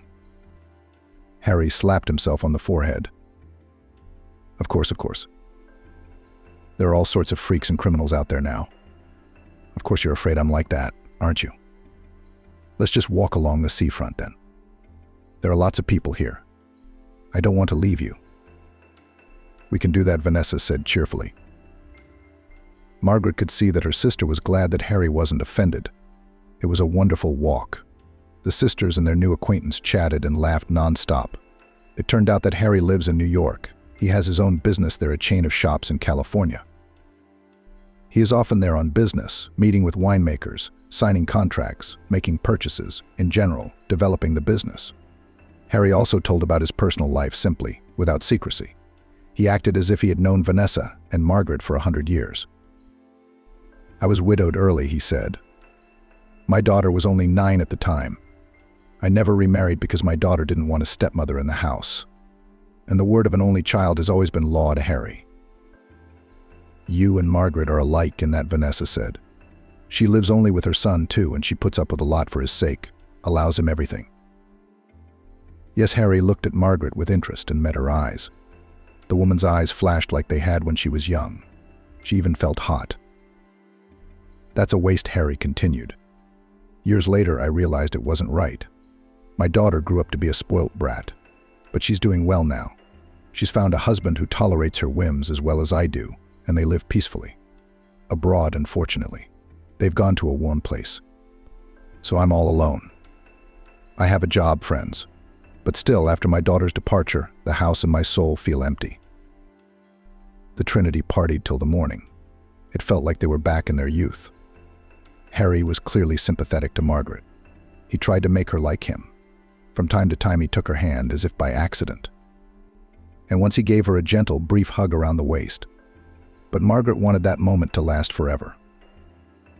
The sisters didn't get to their cottage until it was starting to get light. Harry, of course, volunteered to escort them. "I hate to leave you," he said, looking at Margaret. "Margaret, do you two want to exchange phone numbers?" Vanessa suggested. "What if we had such a good time? Maybe we could come back again next year. We should call each other so we can have a holiday together." "That'd be great." "That's a great idea," Harry said, dictating his number. "No. Give me your phone number," Harry suggested. Margaret complied with his request with a smile. He deliberately held her hand in his as he took her mobile phone. There was so much warmth from him, so much tenderness. Margaret wanted to dissolve into it all. It was a shame they had met so late. Harry quickly dialed Margaret's number from his phone. There he smiled.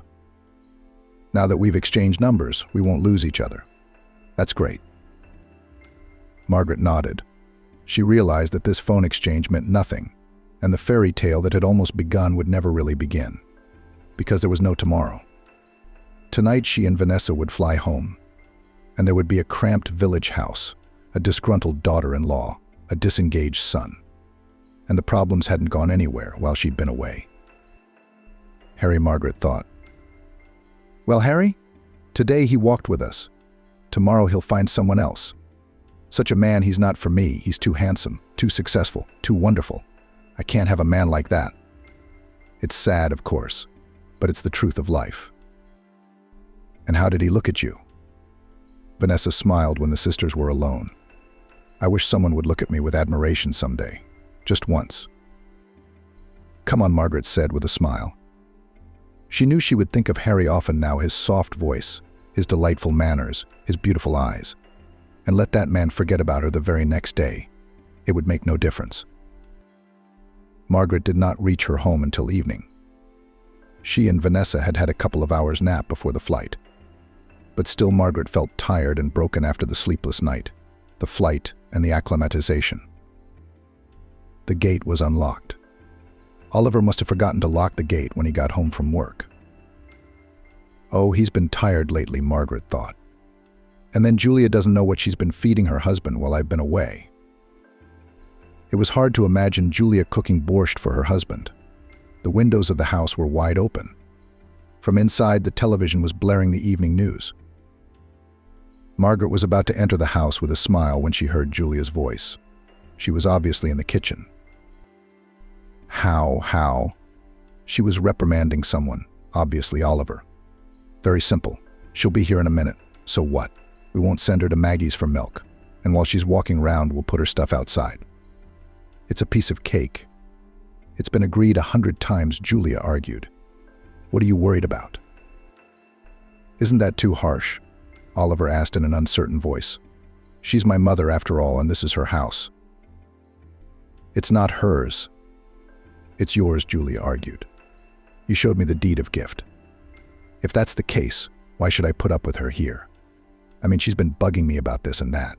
Oliver, I told you she's trying to break us up. But then I'll leave. Because I can't live in a house with my mother. Okay, Oliver mumbled conciliatorily. We'll proceed as we agreed. Just don't let it get to you. We're doing the right thing, standing up for our personal boundaries. We're doing good. Margaret stood under the window, dead or alive. The meaning of the conversation she'd just overheard slowly dawned on her. They were going to kick her out of the house, and Oliver had agreed to that. This was something the older woman had never expected. Her eyes flickered darkly. Her blood pressure must have spiked. Margaret took a few deep breaths to get herself under control, let the joyful look pass, and entered the native hay. "Oh, hello," said Julia, smiling lusciously. "And we were expecting you a little later." "I was in a taxi," Margaret replied. "I didn't have time to look round, and that's why." "Julia, I've brought you some presents," she continued. "Oh, what a lot of impressions. I'll share them. I'll tell you about them." Julia pretended to be happy to see him. Oliver stood by her side, slumped and silent. Margaret understood the reason for her son's sadness. Of course he was having a hard time, but he could not put his wife in her place. She has too much influence over him. "Oh, Margaret," said Julia, "will you go to Maggie's and get some fresh milk, please? I've got soup boiling on the cooker." "I can't get away. Oliver's very tired from work and he's ill." "If you're not too tired, of course." Margaret nodded and left the house, already knowing what awaited her on her return. It was good that she had listened to this conversation. At least she would have time to prepare for a serious conversation with her son and his wife. Margaret noticed her suitcases on the porch from a distance. They stood orphaned, leaning against the wall, waiting for their hostess. The hope that Oliver would stop the brazen wife had vanished like smoke. The woman went up to the porch and knocked on the door. "There's a note," Julia's voice came from inside. "Read it, and you'll understand. Goodbye." "I don't want your note," said Margaret. "I want to talk to you, to look you in the eye." "Oh, eyes." The door swung open with a clatter. Julia stood on the threshold. She looked haughtily at Margaret. "Well, will you look, if that's what you want?" "Julia, why have you done this to me?" Margaret asked. "I've tried to be your friend, hadn't I?" "You're annoying me," the young woman shared. "You look judgmental. Everything is wrong. Everything is wrong for you. You make your own rules. I don't feel like I own the place, and Oliver's being nice to you." "But this is my house," Margaret reminded me gently. "So it's only natural that I should have my own ways." "There you go again," Julia exclaimed. "Are you insinuating that we live here again? It's not your house, by the way. It's not yours, it's your son's. So you're the one living here. Then get out of here. Your pension is good. Enough for a rented place." "Thank you for packing my things," Margaret said calmly. And it took a lot of effort for Margaret to keep calm. She would indeed cry bitterly when she got to Vanessa. Of course she would go to her sister. Who else would she go to? Except she doesn't have much stuff. "My things are just clothes," Margaret sighed heavily. "Where are the photo albums, the old books, the letters?" "And this rubbish?" Julia grinned. "We threw it away."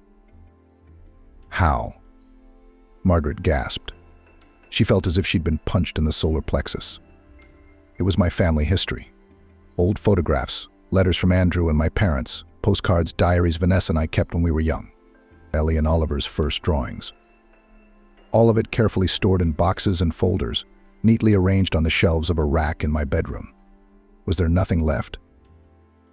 Julia looked at her mother-in-law defiantly. "What's with the habit of clinging to rubbish?" Grinned the insolent girl. "What's the use of these dusty papers? It's even easier to breathe without them." Margaret, in spite of her condition, suddenly had a marvelous idea. The woman even had to suppress a smile so as not to accidentally give herself away. Julia. She would soon stop feeling like the mistress of the situation. In a couple of minutes, the smug expression will evaporate from her pretty face, Margaret thought. So you've thrown everything out of my room? She asked. Absolutely, Julia replied. It's going to be our dressing room now. All the boxes, every single one of them. Have you even looked inside? Some we looked at, some we threw away. Why? Julia was suddenly tense. Were there documents or what? I.D. can be recovered in a pinch, Margaret said, sinking tiredly onto the porch steps. Was the blue shoebox thrown away too? Yeah, I guess so. What's the big deal? Because Margaret looked up at Julia. It was my savings, the money for the flat I was going to give Oliver.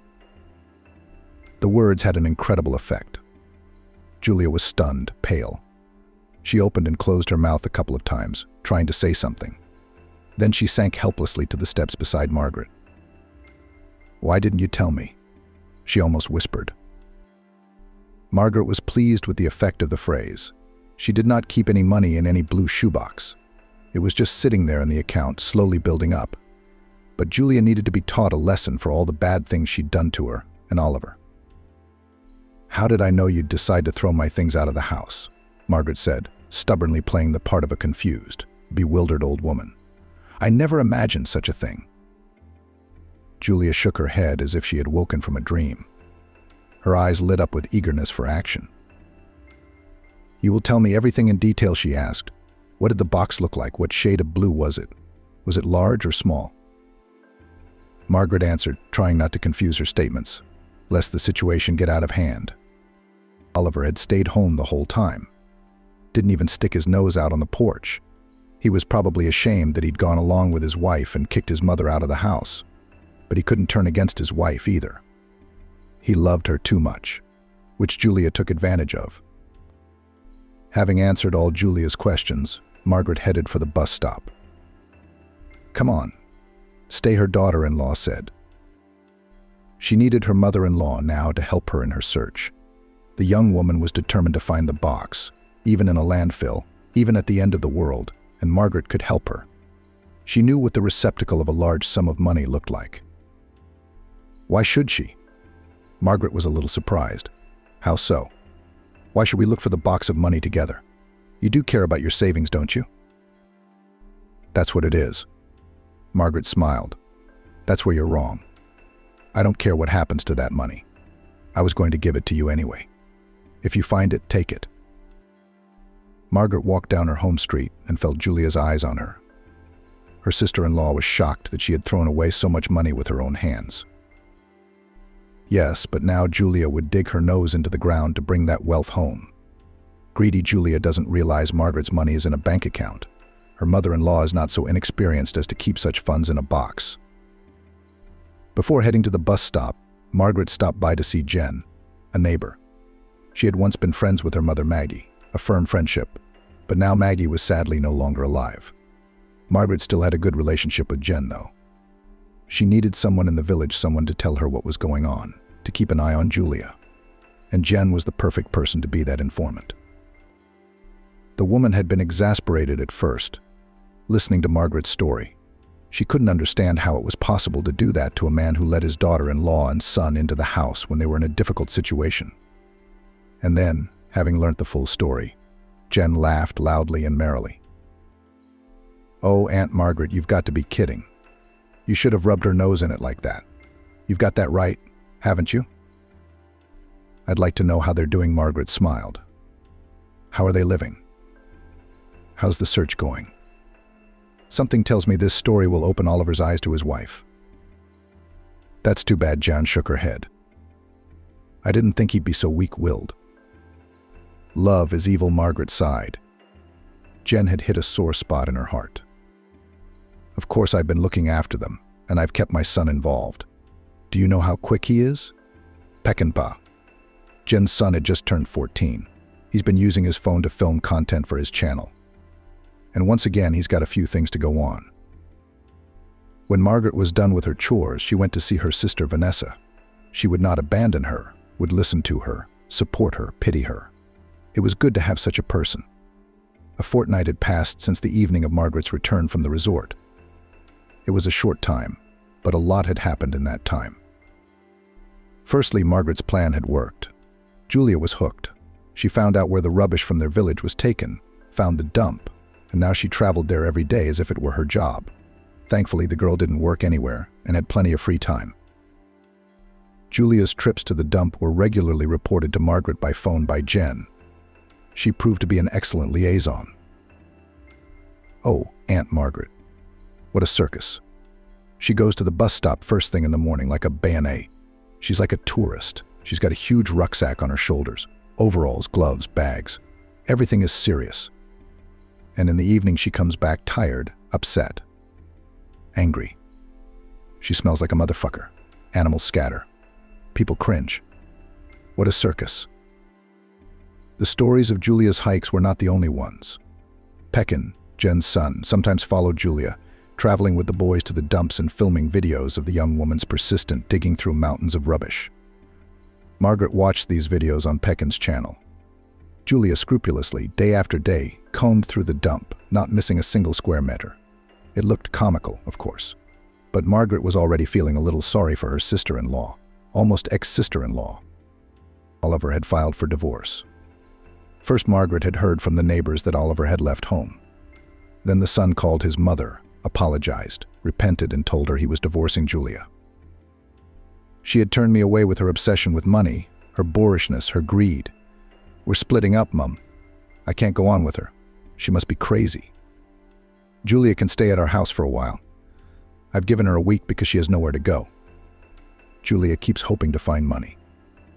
It's become an obsession for her. She blames herself for not looking in the boxes you threw out, and she's eating herself up. She blames me too. It's unbearable. What about you? What are you going to do in town? I found a job, a good job at last, with accommodation, which is important. I'll have to go on business trips, but what's in it for me? But the money's good. Margaret felt better after talking to her son. It was so important to be in touch with the person she loved. There was no more conflict or misunderstanding between her and Oliver. Oliver's life seemed to be getting better. He's found a job, he's getting away from Julia, who was openly using him. Maybe he'll meet a nice girl soon and be happy in his personal life again. What are his years? The relationship with Julia is clearly a lesson to Oliver. He won't fall into that kind of net again. At least Margaret hoped so. The nicest thing that had happened in Margaret's life was the day after she'd arrived at her sister's house. Vanessa, of course, had taken her in. They had a spare room in their flat. Live as long as you like, sis, she hugged Margaret. I'd be glad if you moved in for good. Margaret went to bed upset. She had no idea how she was going to live her life. In the morning, she received a phone call from Harry, the same casual acquaintance who had charmed the woman at the resort. He said he couldn't forget their meeting, that he thought of Margaret all the time, dreamed of seeing her again. It was incredible. Harry. Margaret had never thought that such a man would actually fall in love with her, but it seemed that he had. Harry called and wrote often. They chatted a lot, and gradually, somehow, they became closer to each other. At a distance, yes, but still Margaret felt that they both needed this companionship. Harry expressed a desire to come to Margaret, but she suggested another option, a more pleasant one. Margaret would fly to him herself, because, well, the atmosphere of a resort and a dusty old country town were, as they say, two big differences. The money Margaret had for the trip was the very money she had once saved for her son's flat. Oliver earns his own money, but she, Margaret, has only one life, and she should enjoy every moment of it. The woman realized this in her retirement, but better late than never. In general, Margaret was going on a long journey, went shopping with Vanessa, bought beautiful things, and felt really happy. She had one more unpleasant but urgent thing to do before she left. A conversation with Julia. She's had enough of being a loser, Margaret thought. Let her start a new life too.